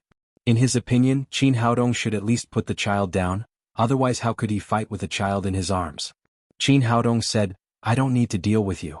Hurry up. Now in everyone's view, Qin Haodong was a little arrogant. Banier was a famous Thai boxing champion in Thailand. Those gangsters under the Flying Dragon Special Forces could not compare with him. Long Haixing was also worried about him and said, Brother Qin, why don't you let me take care of Tang Tang first? Qin Haodong smiled and said, Brother Long, it's not necessary. It's really not necessary to deal with such a person. Boy, you're courting death. Seeing that Qin Haodong despised him so much, Thai boxing champion Banier suddenly became angry. He raised his hand and punched Qin Haodong's face. As soon as an expert made a move, one would know whether he was real or not. Banier's punch was fast and fierce, and even the surrounding air made a hissing sound. It seemed that the title of Thai boxing king was not undeserved. Qin Haodong gently dodged Banier's punch with the little fellow in his arms and said, I'll give you another chance. You must do your best or you won't have another chance. Banier's punch seemed fierce, but he didn't show all his strength. He wanted to let Qin Haodong see his power, and then put the little fellow down and have a good fight with him. At this time, seeing that Qin Haodong easily avoided the punch, Banier immediately put away his contempt. He cried excitedly, in this case, let me see your exquisite boxing skills. After that, he put on the starting gesture of Thai boxing with a dignified look, and then suddenly punched Qin Haodong in the chest. Compared to the previous punch, the speed of this punch was twice as fast, and the force behind it was even greater. The expressions of the onlookers changed at the same time. They were all shocked by the momentum of this punch. Some people said that Banier could kill a cow with a punch. Now it seemed that this was definitely not a rumor. But Qin Haodong didn't care at all. He held the little fellow in his left hand and punched with his right hand. His punch was in sharp contrast to Banier's. It was not fast and it seemed to have no strength. It was not even as powerful as the punch that had just hit the wall. Lu Yage, who was standing behind him, involuntarily bit her lip. Her eyes were full of worry. Although she didn't know martial arts, she could see that this Thai was not easy to deal with. Long Haixing frowned. In his opinion, Qin Haodong was a little arrogant. Banier was the Thai boxing champion, absolutely not ordinary people. Just then the two fists collided with a muffled bang. The result was far beyond everyone's expectations. Qin Haodong was still holding the little fellow calmly, while Thai boxing champion Barnil, who had been full of momentum just now, flew out as if he had been hit by a cannonball, and his whole body hit the wall behind him. Banier paused on the wall for 4 or 5 seconds before falling down. There was a clear human-shaped mark on the wall behind him, which showed how powerful Qin Haodong's punch was. Not only that, after Banier fell to the ground, he spat out 3 mouthfuls of blood in succession, and then his eyes turned over and he fainted. Thai boxing champion Banier was defeated with 1 punch, and everyone present was shocked. What kind of monster was this?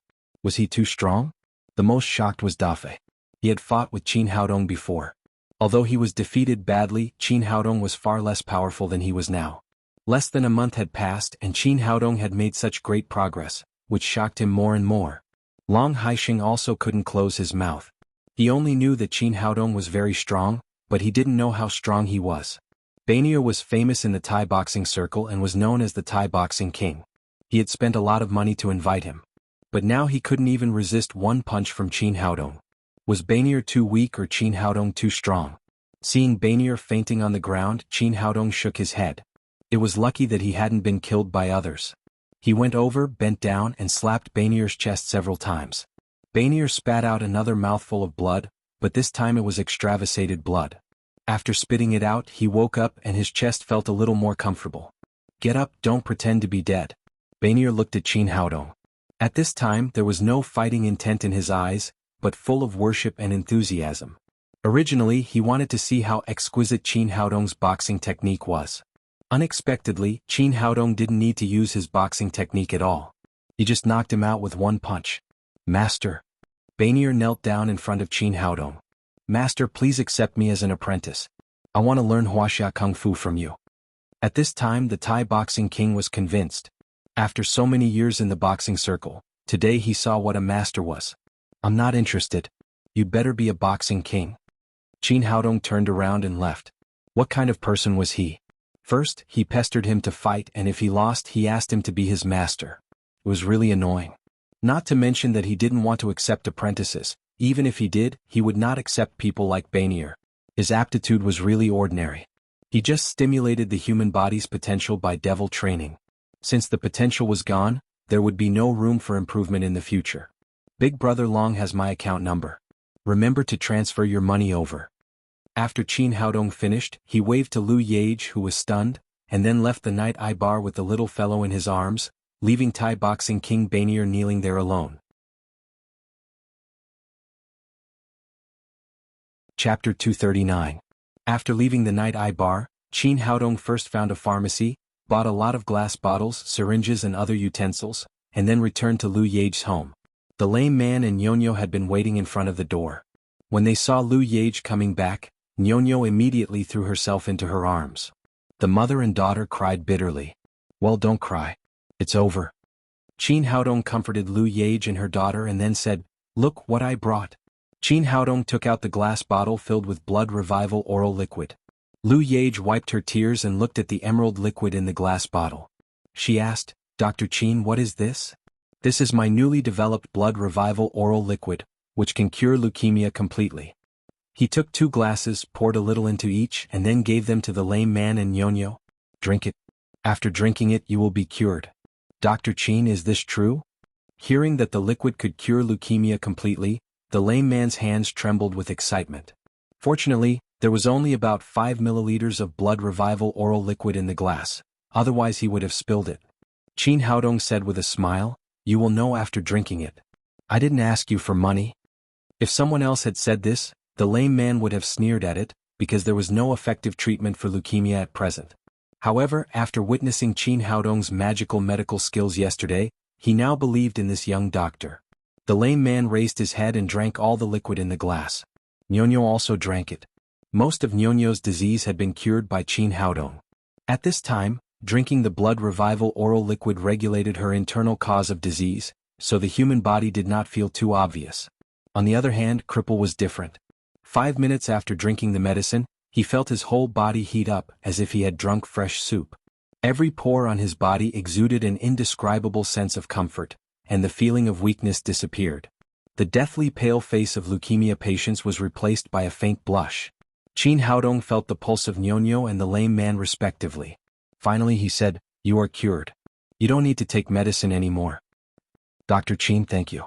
Thank you so much. The lame man had never felt so good since he had leukemia. He immediately knelt down and kowtowed to Qin Haodong. You're welcome. This is what I promised you. Qin Haodong helped the cripple up and said, "I'll help you to the end. I'll cure your leg as well. My leg has been injured for more than 10 years. Can it be cured?" Cripple asked excitedly. "It's much simpler than treating leukemia." After saying that, Qin Haodong asked the cripple to lie on the bed. Then he took out the silver needles and used the revival acupuncture method to repair the atrophied muscles in his legs. 10 minutes later, Cripple threw away the walking stick in his hand and started to walk freely on the ground. "Dr. Qin, you are really a miracle-working doctor. You deserve the title of medical sage. Thank you so much." The cripple was so excited that he burst into tears and was about to kowtow to Qin Haodong again. Qin Haodong held him and said, "You don't have to kowtow. Now go to the hospital for a test to see how your blood index has recovered." "All right, I'll go now." Although the cripple now felt that he had recovered, in the end he still had to rely on data. He ran out of Lu Yage's yard and took a taxi to the hospital. After the cripple left, Qin Haodong asked the little fellow and Nyonyo to play in the yard. He took Lu Yage to extract the blood revival oral liquid with a syringe and injected it into the glass bottles he had bought according to the standard of 5 milliliters per bottle.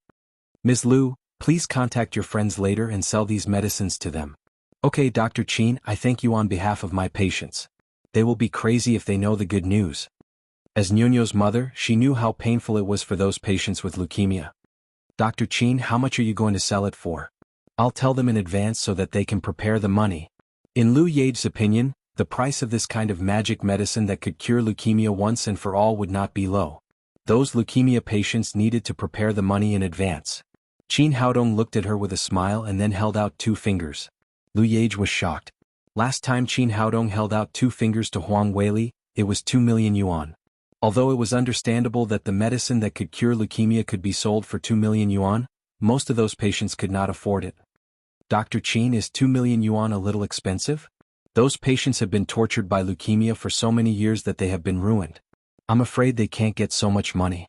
Qin Haodong said with a smile. "Who said 2 million yuan? Do you think I'm one of those black-hearted businessmen?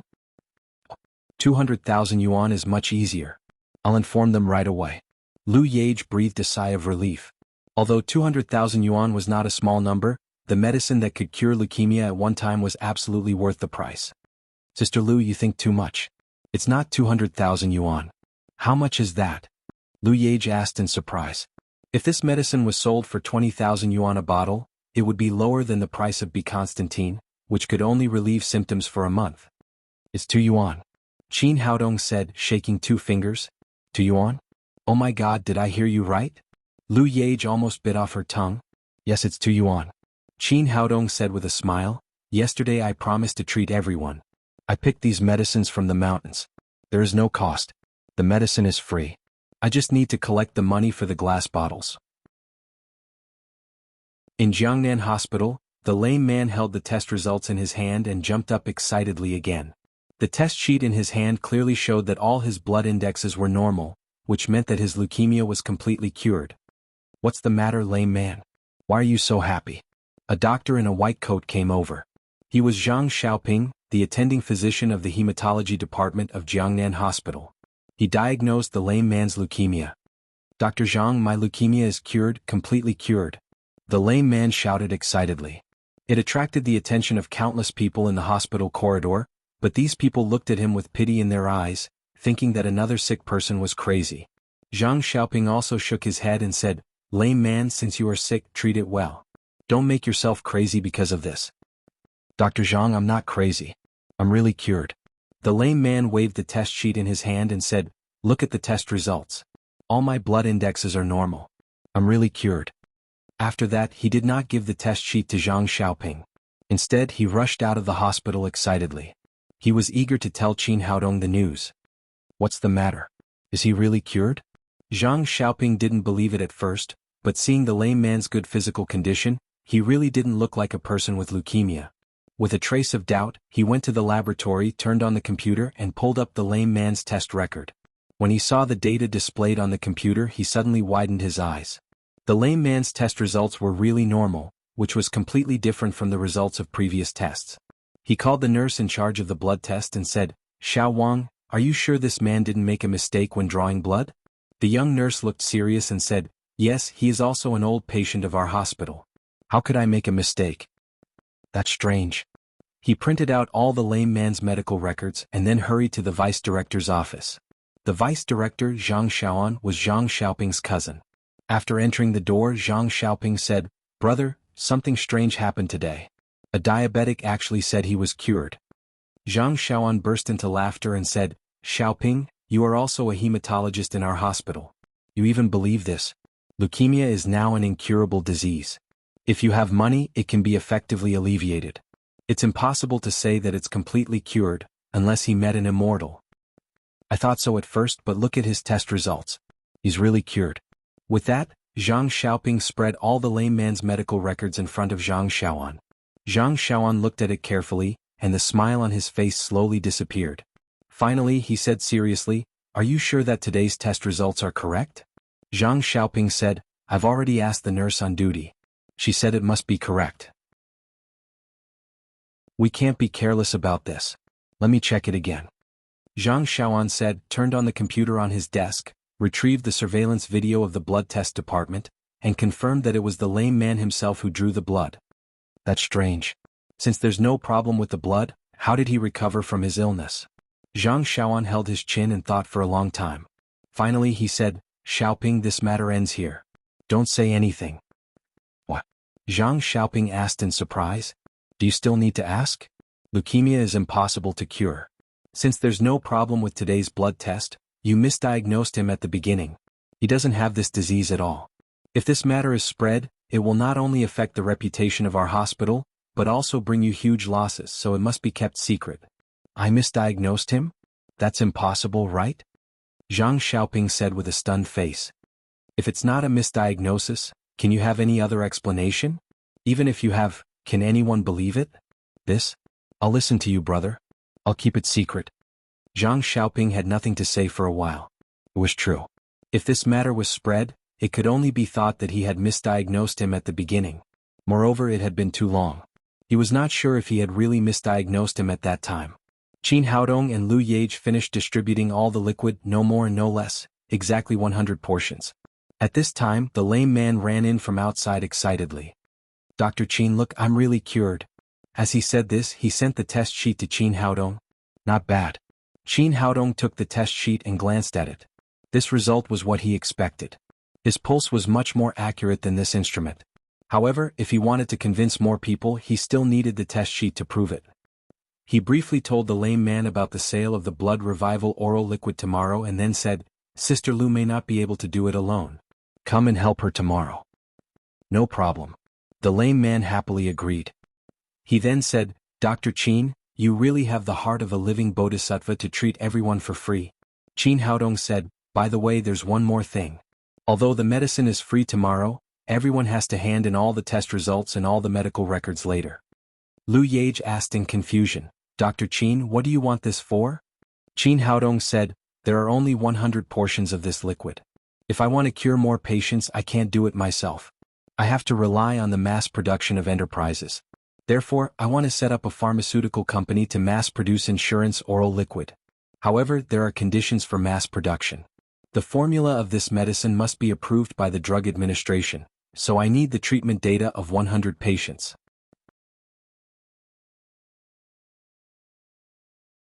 Chapter 240.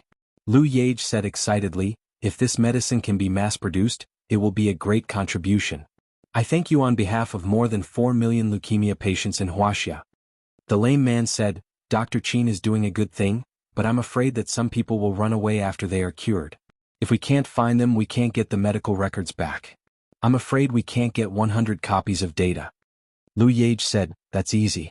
Although our medicine is free, we can charge a deposit in advance. Then we can let the cured patients use the medical records to collect the deposit so that we can get it back." Qin Haodong nodded. It seemed that Lu Yage was still very business-minded. She thought of a solution so quickly. "That's it. I'll leave it to Sister Lu." It was getting late. Qin Haodong refused Lu Yage's invitation to stay and went home with the little fellow. After dinner, the little fellow went to play with Damao and Ermao. Lin Momo took Qin Haodong into the study. Qin Haodong held Lin Momo in his arms, kissed her hard and said, "What did you bring me here for? Are you going to admire my beauty?" Lin Momo rolled her eyes at him and said, "You're so shameless. I have something serious to talk to you about." Qin Haodong said, "What? Is there any progress in building a pharmaceutical factory?" Lin Momo said, "Today I held a special meeting of the board of directors to discuss the building of a pharmaceutical factory. What's the result?" Lin Momo said, "The result is very good. The directors of the group are not stupid. How can they miss such a good business opportunity?" Everyone agreed that Lin's group will enter the pharmaceutical industry, but there is a premise. Your medicine can really cure leukemia. Qin Haodong took out the lame man's medical records and said, "There is no problem with the medicine I developed. You see, today a patient has been cured after taking the medicine. These are his examination results and previous medical records. This is just the beginning. Tomorrow there will be 100 more medical records of leukemia patients." "Great," Lin Momo said excitedly with the medical records, "you are thoughtful. With these things, the board of directors can not only pass smoothly, but also save a lot of trouble in the drug approval." Qin Haodong said, "Don't just be happy. How about the shares? I have to be the controlling shareholder." Lin Momo opened her bag, took out a stack of A4 paper and handed it to Qin Haodong. "Have a look. This is the professional budget I asked my team to make. If you want to build a large-scale pharmaceutical company, you need at least 3 billion yuan. I haven't counted your formula as the cost." Qin Haodong flipped through it briefly. He was not very good at these things, so he said, "I don't understand this stuff. Just tell me, can you do it or not?" Lin Momo said, "I discussed this matter at the board meeting. In the end, I could only give you 40% of the shares." Qin Haodong said, "You're really short-sighted. The prescription that can completely cure leukemia is a priceless treasure no matter where it is. You only gave me such a small share. It seems that you don't have the sincerity to cooperate." Lin Momo said, "In fact, this is also normal because what you have now is only a formula. How much this medicine can cure leukemia needs to be further tested. We don't know if there are other side effects. These risks need to be borne by Lin's group, so it's reasonable to give you 40% of the shares." "You have to have 51% of the shares." Qin Haodong said, "Well, I'll take a step back. I'll give you the formula and 500 million yuan, and then I want 51% of the shares. If you agree, we'll cooperate. If not, I'll find another way." In fact, with Qin Haodong's current resources and connections, it was very easy to find 3 billion yuan. At least old Maldini's investment bank would be happy to invest. The reason why he cooperated with Lin's group was that he didn't want foreigners to earn the money, and Lin Momo was the only heir of Lin's group. If the directors of Lin's group really didn't know what was good for them, he would kick them out without hesitation. Lin Momo said, "I gave you 40% of the shares before, which means that your formula is valued at 2 billion. If you add another 500 million yuan, it will be 2.5 billion yuan. The possibility of our cooperation is still very high." The joint venture to build a pharmaceutical factory was almost discussed. Early the next morning, Lin Momo hurried to Lin's group for a board meeting. Qin Haodong took the little fellow to the van sent by Zhang Tiniu. After returning from Shenangjia, he contacted Nailin Wushuang and asked her to help him choose a cemetery with excellent feng shui. At the same time, he prepared a large number of wreaths and corresponding items for priests. Today he was going to take the little fellow to bury Sikong Zhaixing and let the deceased predecessor of the cultivation world rest in peace. When they went out, Damao and Ermao followed the little fellow closely. It seemed that they also wanted to go out for a breath of fresh air. The little fellow said, "Let's take Damao and Ermao with us. You see how poor they are at home. Well, let's take them with us." After Qin Haodong said that, Damao and Ermao rushed to jump into the van, as if they were afraid to leave them behind. After taking the marrow cleansing pill and the spirit culturing pill, Damao and Ermao not only grew faster than other dogs, but also developed their intelligence to a great extent. Except that they could not speak, there was no problem in communicating, so Qin Haodong was not afraid that they would cause any trouble. Today's weather was good. It was sunny and the sky was clear. Although the destination was in the suburbs, it was not too far from the urban area, and the roads were very well developed. The father and daughter took the two dogs and soon arrived at the parking lot of the cemetery. This was a newly developed cemetery, located on a not too steep hillside facing the sea. From the perspective of feng shui, this was definitely a treasure land for burial. Because of this, the price of the cemetery here was very high, more expensive than the house in the urban area. The cemetery chosen by Nailin Wushuang was in the best position here, and it cost more than 100,000 yuan in total. At the foot of the mountain was a large square that covered an area of thousands of square meters. It had also become a parking lot. Today was neither a weekend nor a traditional sacrificial festival, so there were not many people here. The parking lot was empty with only a few hundred or so cars. Because of this, it had become a paradise for some people to walk their dogs. Almost all kinds of dogs could be seen here. However, Qin Haodong did not let Damao and Ermao get out of the car. Now these two guys were different from before. They looked like little lions. Although they were very intelligent and could not take the initiative to attack people, some people were afraid of seeing dogs. This was a public place and it might scare people. It was better to take them to a place where no one was around after burying Xikong Zhaixing. Although the cemetery here was a little expensive, the service was very good. The staff of the cemetery helped Qin Haodong move all the items to the cemetery. After all the preparations were done, Qin Haodong asked the staff to leave. He took out the remains of Xikong Zhaixing from the storage ring and buried them in the coffin prepared in the cemetery. Then he placed incense, candles and tributes in front of the tombstone. After everything was done, Qin Haodong took the little fellow to kowtow 3 times in front of the tombstone. Anyway, they got great benefits from Xikong Zhaixing, especially Tang Tang. Although she did not worship Xikong Zhaixing as her master, she also got the inheritance of a Yuan sect. Near noon, after burying Xikong Zhaixing, the father and daughter began to walk down the mountain. The little fellow's physique was far better than that of children of the same age. She did not let Qin Haodong hold her. She ran happily in front, and Qin Haodong followed her. They arrived at the parking lot. When they were about to return to the van, suddenly there was a barking sound. A black Rottweiler rushed here and pounced on the little fellow. Although Tang Tang had the Suzaku sacred body and also practiced the Emperor Yenheart Sutra, she was still a child of 3 or 4 years old. Seeing the huge Rottweiler pouncing on her like a hungry wolf, the little fellow was scared. She stood there motionless and completely forgot to dodge. The Rottweiler opened its big mouth and was about to bite the little fellow's neck. Fortunately, Qin Haodong had been paying attention to this side. He quickly grabbed the little fellow and held her in his arms. The Rottweiler did not run away. Instead, it turned around and pounced on Qin Haodong again. Qin Haodong looked at the evil dog coldly. It was more than 1 meter long. Its eyes were red and fierce, and there was sticky saliva hanging from the corner of its mouth. It was obvious that it was a mad dog. This made him break out in a cold sweat. It was such a huge mad dog. If he had reacted a little slower, the little fellow would have been unimaginable. Seeing that the mad dog did not stop and continued to pounce on Tang Tang in his arms, Qin Haodong was completely enraged. He raised his hand and slapped the dog on the head. This slap was full of anger and directly broke the Rottweiler's skull. The dog howled and then bled from its 7 orifices. It fell to the ground motionless. Qin Haodong touched the little fellow's head and asked with concern, "Tang Tang, are you scared?" The little fellow came to her senses at this time. She nodded with a pale face and said, "Papa, what kind of bad dog is this? Damao and Ermao don't bite people. Why does it bite people?" Qin Haodong said, "This dog has gone mad. Mad dogs bite people. If you encounter this kind of situation again, run quickly. Don't wait there." As he was speaking, a woman in her 30s who was covered with jewels ran over. When she saw the Rottweiler on the ground, she immediately wailed as if her father had died. Was she sure that the dog could not be more dead? The woman looked up at Qin Haodong and cried, "Toy boy, did you kill my dog?"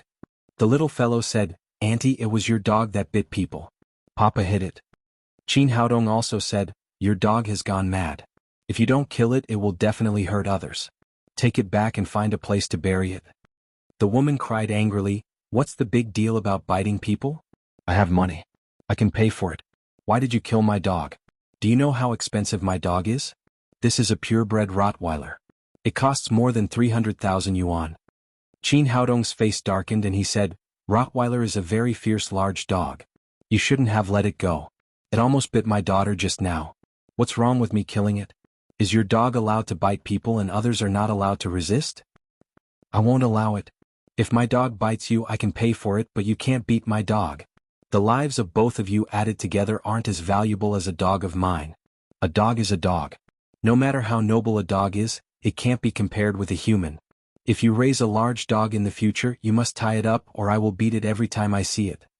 After Qin Haodong said that, he was about to get in the car with the little fellow. "Stop right there. Who said you could leave?" At this time, another woman with yellow curly hair came over.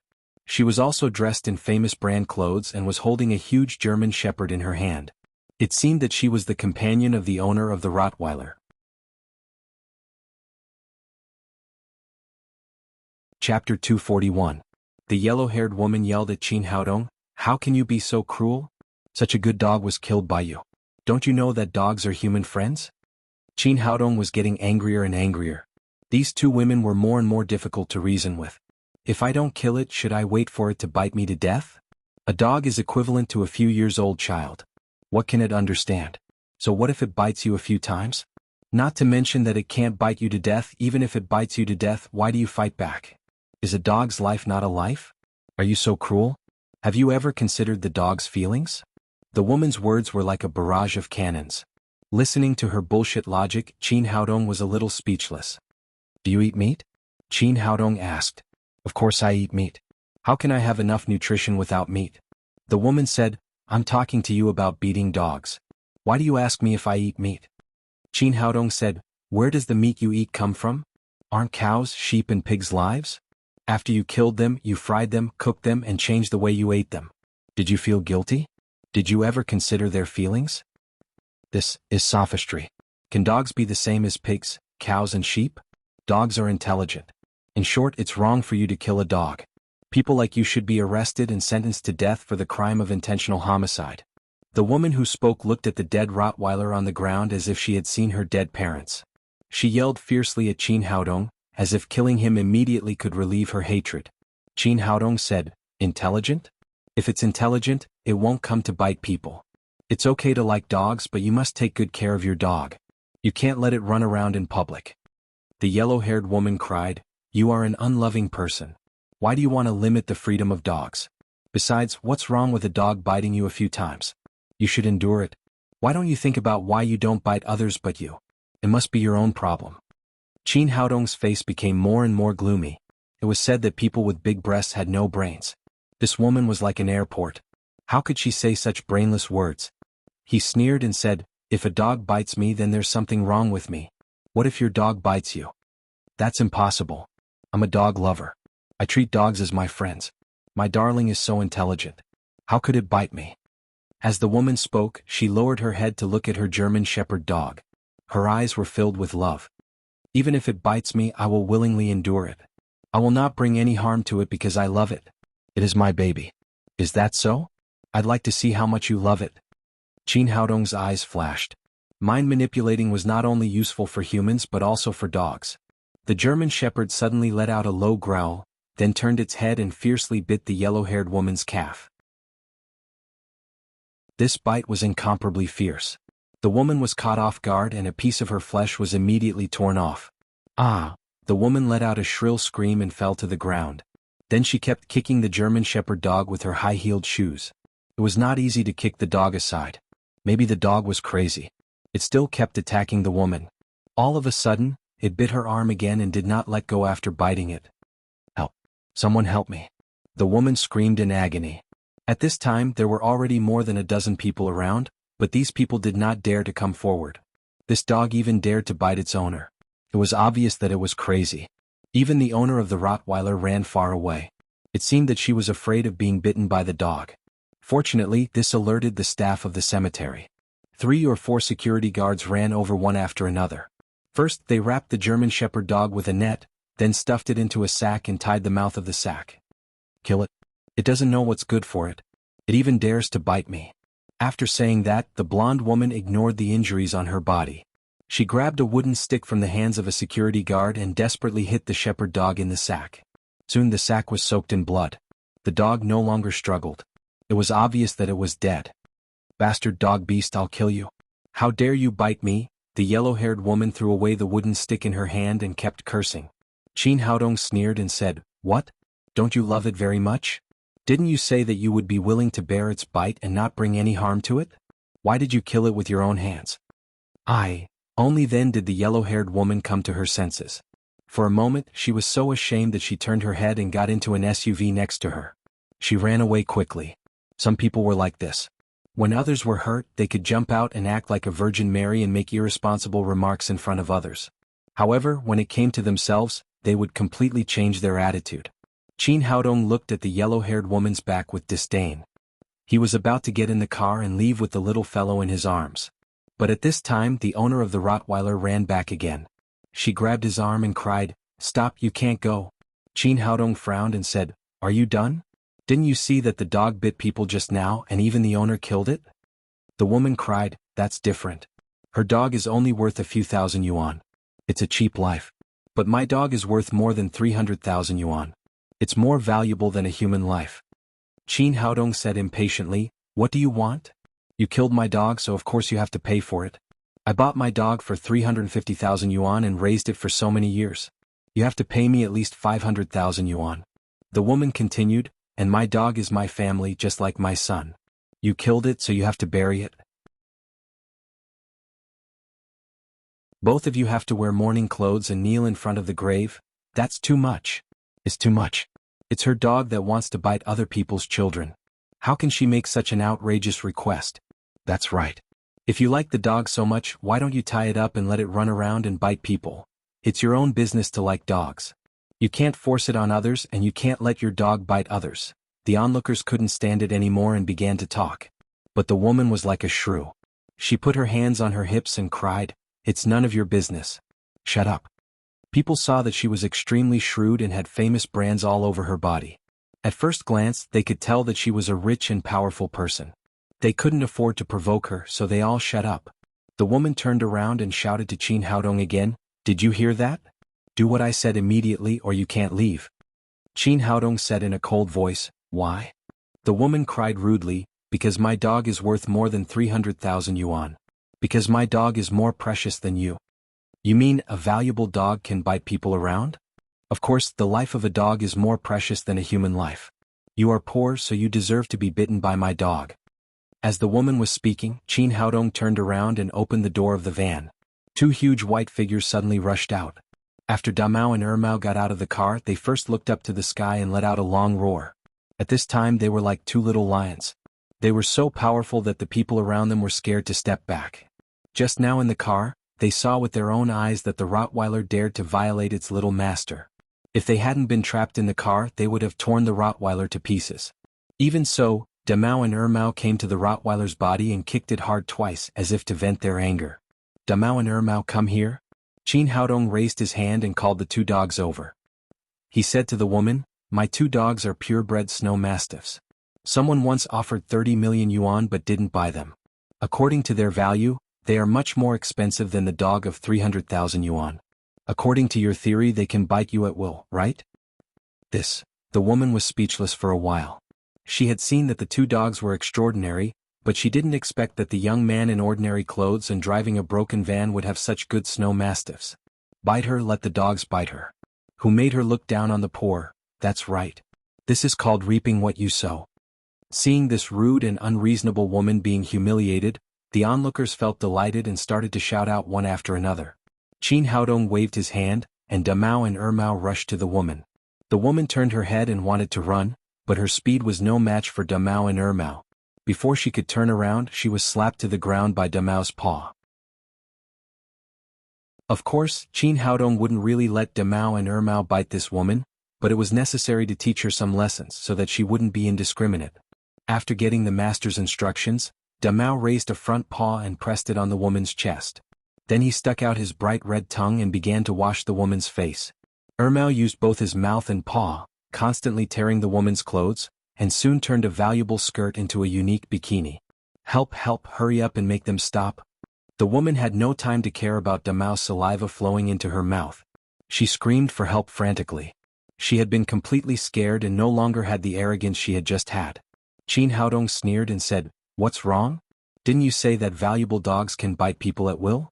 My dogs are worth tens of millions of yuan. It should be your honor to bite you." "I was wrong. I was talking nonsense. A dog's life is not as precious as a human life. Please let me go." Facing Damao's bloody mouth, the woman was completely scared out of her wits. She was afraid that the dog would lose control and bite her throat. If that happened, it would be really over. Qin Haodong said, "Are you sure that a human life is more precious than a dog's life? It's wrong for a dog to bite people? Human life is precious. Human life is precious. Dogs shouldn't bite people. Dogs are beasts." The woman was completely convinced. Qin Haodong said, "Remember, a dog is a dog and a human is a human. No matter how expensive a dog is, it won't be as precious as a human life. It doesn't matter if you like dogs. You can keep a dog and call the dog father, but you can't let your dog threaten the safety of others. I really remember. The woman hurriedly promised. Qin Haodong snapped his fingers. Damao and Ermao immediately let go of the woman and retreated to his side. What a good dog. It's so humane. No wonder it's worth more than 30 million yuan. Yes, how did he raise this dog? It's so obedient. The young man has good quality. Such an expensive dog is locked in the car, but his dog is released to bite people everywhere. He deserves to be beaten to death. In the discussion of the crowd, the woman finally got up from the ground. Wearing the bikini that Ermao had left for her, she quickly rushed into a Toyota off-road vehicle next to her, closed the door and locked the car. Then she breathed a sigh of relief. Everyone thought the show was over and dispersed one after another. When Qin Haodong was about to leave with the little fellow, the woman rolled down the window and shouted, "Don't go, toy boy. It's not over today. You wait here for me. I'll call my husband now." Qin Haodong really didn't want to talk to this woman, and he didn't want to waste any more time with her. He opened the door of the van and was about to get in. At this time, he heard the woman shout again, "Toy boy, you have to wait for me. I saw which cemetery you just went to. If you dare to leave, I'll ask someone to dig it up later." Yes.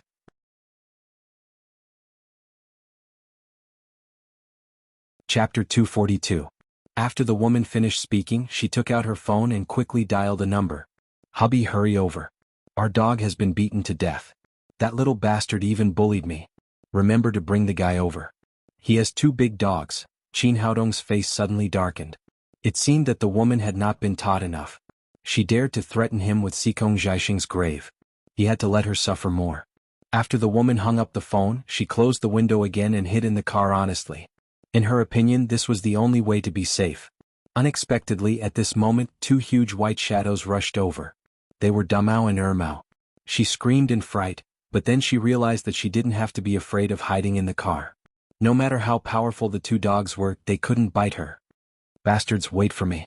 When my husband comes, I will send you to the dog meat restaurant." The woman unscrupulously vented her anger. Suddenly she felt the car shaking. Then with a bang the SUV was knocked over by Damao and Ermao. After being transformed by Qin Haodong with elixirs, Damao and Ermao were very strong and powerful. They cooperated very well and easily knocked over the woman's SUV. They still felt a little unsatisfied. They lay there with their feet in the air. The woman kept screaming in the car. It took her a lot of effort to turn over. However, she could only stay in the car honestly and did not dare to provoke Damao and Ermao again. After a while, 2 black cars came quickly. 7 people jumped out of the car, led by a young man in his 20s with an electric stick in his hand. Police behind him were 6 bodyguards in black, all holding wooden sticks that were more than 1 meter long and as thick as an arm. After getting out of the car, the young man saw the SUV turned over like a turtle shell at a glance. He hurriedly shouted, "Wife, are you there?" "What's wrong?" Hearing the young man's shout, the woman finally had the courage. She opened the window and climbed out of the car. "Honey, you're here. I'm going to be bullied to death." The woman threw herself into the young man's arms. She turned around and pointed at Qin Haodong, shouting, "It's this gigolo. He not only killed our Rottweiler but also bullied me with his dog. You must help me vent my anger." The young man glanced at the dead Rottweiler on the ground, and then looked at Qin Haodong coldly. When he saw Damao and Ermao standing beside him, his eyes lit up. He was a person who liked playing with dogs. At a glance, he could tell that these 2 dogs were definitely purebred snow mastiffs, worth more than 10 million yuan. At the same time, the 6 bodyguards behind him also saw Damao and Ermao. They only heard that there were 2 big dogs, but they didn't expect that they were 2 fierce Tibetan mastiffs. Even though they all had weapons in their hands, they still couldn't help but feel nervous. They all gathered together and tightly gripped the wooden sticks in their hands. In contrast, the young man was much calmer. Police the rod was his biggest reliance. Even the fiercest dog could not withstand 500,000 volts of high-voltage electricity. Seeming to feel the hostility of these people, the mane on Damao and Ermao's neck stood up, and they roared like thunder. The young man took 2 steps forward and said to Qin Haodong, "Boy, you have guts. You killed my dog and dared to bully my wife." Qin Haodong said lightly, "Your dog has gone crazy and bites people everywhere. It's right to kill it. Your wife is unreasonable. She's not as good as that dog. I'll help you teach her a lesson." The young man cried, "Boy, who gave you the courage? How dare you talk to me like this? Do you know who my father is?" You have to ask your mother who your father is. Anyway, it's not me. Qin Haodong didn't like this kind of bully young man at all. He simply said, I don't have time to waste with you. Tell me, what do you want to do? The young man was so angry. If it weren't for Damao and Ermao, he would have rushed over to teach Qin Haodong a lesson. Boy, no matter what the reason is, you have to pay for killing my dog. He shouted angrily, I'll pay 500,000 yuan for killing my dog. I'll pay 500,000 yuan for overturning my car and bullying my wife. That's 1 million yuan in total. Qin Haodong sneered and said, 1 million yuan? Why don't you rob a bank? He had always blackmailed others. The guy in front of him even wanted to blackmail him. The young man's expression suddenly changed and he said, I also know that you can't get 1 million yuan. Well, you killed my dog and you compensate me for your 2 dogs. This guy really had a good plan. He even had an idea about Damao and Ermao. Qin Haodong sneered and said, Are you sure you want to do this? In the young man's view, Qin Haodong was afraid of him. He shouted arrogantly, Of course I'm sure. Give me your 2 dogs and I'll let it go. Otherwise I'll destroy you. Well, I'll give them to you if you want. Qin Haodong said and waved his hand. Damao and Ermao had been ready for a long time. After receiving the master's order, they immediately roared and rushed to the young man like 2 lions. The young man had an electric in his hand. Police, he shouted to the bodyguards, hurry up and stop them. The bodyguards formed a circle and waved the wooden sticks in their hands, trying to resist Damao and Ermao. However, they underestimated the power of 2 purebred snow mastiffs. After being transformed by the marrow-cleansing pill and the spirit-culturing pill, Damao and Ermao were more fierce than lions, wolves, tigers and leopards, and they were as fast as lightning. Before the bodyguards raised the wooden sticks in their hands, Damao and Ermao had already arrived in front of them and knocked down 4 bodyguards. The other 2 bodyguards saw that the situation was not good. They turned around and were about to run away, but they were thrown to the ground by Damao and Ermao, who followed them closely. The woman had been frightened by the 2 snow mastiffs. She grasped the young man's arm tightly, and her whole body began to tremble. The young man did not expect Damao and Ermao to be so fierce. 6 well-trained bodyguards were vulnerable. He quickly opened the baton and saw the blue arc about half a meter long. He was a little relieved and shouted, Don't come over or I will electrocute you. After Damao and Ermao defeated the 6 bodyguards, they looked directly at the young man, but they also seemed to know about electricity. Police, the baton was so powerful that they did not rush to attack. Damao attracted the young man's attention in the front, while Ermao turned behind the young man. This time the young man panicked. He did not expect that the 2 snow mastiffs were so smart that they would play the tactic of pincer attack. Police, there was only 1 baton.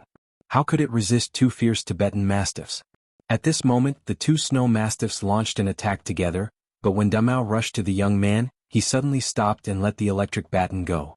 Police, the baton hit nothing, and Ermao jumped from behind and directly threw the young man to the ground. Police, the baton fell a few meters away. Next, the 2 snow mastiffs started the game again. Damao was responsible for washing the faces of these people one by one, which scared them to scream. Ermao kept tearing their clothes, and this time it was more thorough. The young man and the 6 bodyguards were stripped naked, not even a piece of cloth was left. Then the 7 people learned to be smart. They lay on the ground tightly and buried their faces. At the same time, they also covered their breasts under their bodies, for fear that the 2 snow mastiffs would bite them off. Let them stop. Let them stop.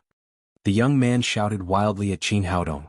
Qin Haodong stepped to his side, looked at his naked body and said jokingly, The skin is very white, but I don't know if it suits the taste of Damao and Ermao. Please hurry up and make these 2 dogs stop. The young man kept begging. Is there a mistake? Didn't you just ask me to compensate you for these 2 dogs? I have agreed. Now they are your dogs. Damao seemed to cooperate with Qin Haodong. He stuck out his big tongue and licked the young man's butt, leaving a butt full of shiny saliva. The young man was so scared that he trembled all over and hurriedly cried, No, I don't want any more. I don't want compensation. Qin Haodong said with a smile, How can you do that? Your dogs are worth more than 300,000 yuan. They can't die in vain. Dying in vain is dying in vain. It deserves to die. Who let it bite people everywhere? The young man pleaded, Let them go quickly. I really don't want compensation. That's good. Since you're willing, I'll take the 2 dogs back. Take it back quickly, the young man said hurriedly. Qin Haodong turned his head to look at the woman who was curled up next to him and asked, Do you have a problem? Do you want compensation? No problem, I don't have a problem either. The woman originally found her husband to support her, but she didn't expect that 7 men were no match for the 2 dogs. Her voice trembled with fear. I don't want compensation either. That dog deserves to die. If you knew it would be like this, why did you do it in the first place? Qin Haodong shook his head, then took Damao, Ermao and the little fellow to the van, and then drove to the city. Seeing that the 2 Tibetan mastiffs finally left, the young man got up from the ground and scolded the back of the van. Bastard pretty boy, you wait, I Zhu Hao will not let you go. After shouting, a mountain wind came and he felt a chill. Only then did he realize that he was naked. Looking back, the clothes on the ground had been completely torn to pieces by Damao and Ermao, and there was no possibility of wearing them. Looking back at his 6 bodyguards, because the woman was watching, they could only continue to lie on the ground and clamp their legs tightly to avoid being exposed too much. Zhu Hao felt embarrassed again. He took the key of a car and handed it to the woman and said, "You drive your own car back first." The woman already had a shadow here. She took the key and got in the car, ran away quickly without looking at the dead Rottweiler on the ground. After she left, Zhu Hao asked the 6 bodyguards to get up and turn the SUV over again. Then the 7 of them drove 2 cars together to the city. Because they were all naked, they were eager to go back and get dressed, so they drove very fast and soon passed Qin Haodong's van. Qin Haodong glanced at the white in the car, and a playful smile appeared at the corner of his mouth. He picked up his mobile phone and dialed 110. Soon the phone was connected, and a female operator asked politely, "Sir, this is 110. What can I do for you?" "I want to report that someone is driving naked, which seriously affects the city's appearance. Now it is on the outer ring road and the license plate number is..." Zhu Hao, who was driving all the way, suddenly found that there were policemen blocking the car in front of him. He wanted to rush over, but the road ahead was completely blocked, and there was no possibility of breaking through. He had no choice but to stop the car.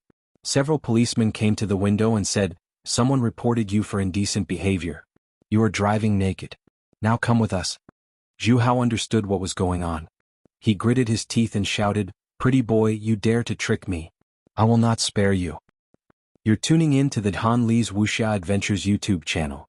We're so grateful for your support, and don't forget to subscribe to join us on this incredible journey through captivating stories. Your generosity through donations truly makes a world of difference, as it's the primary source of revenue that allows me to expand and enhance this channel for you. Thank you from the bottom of my heart for being a part of this adventure.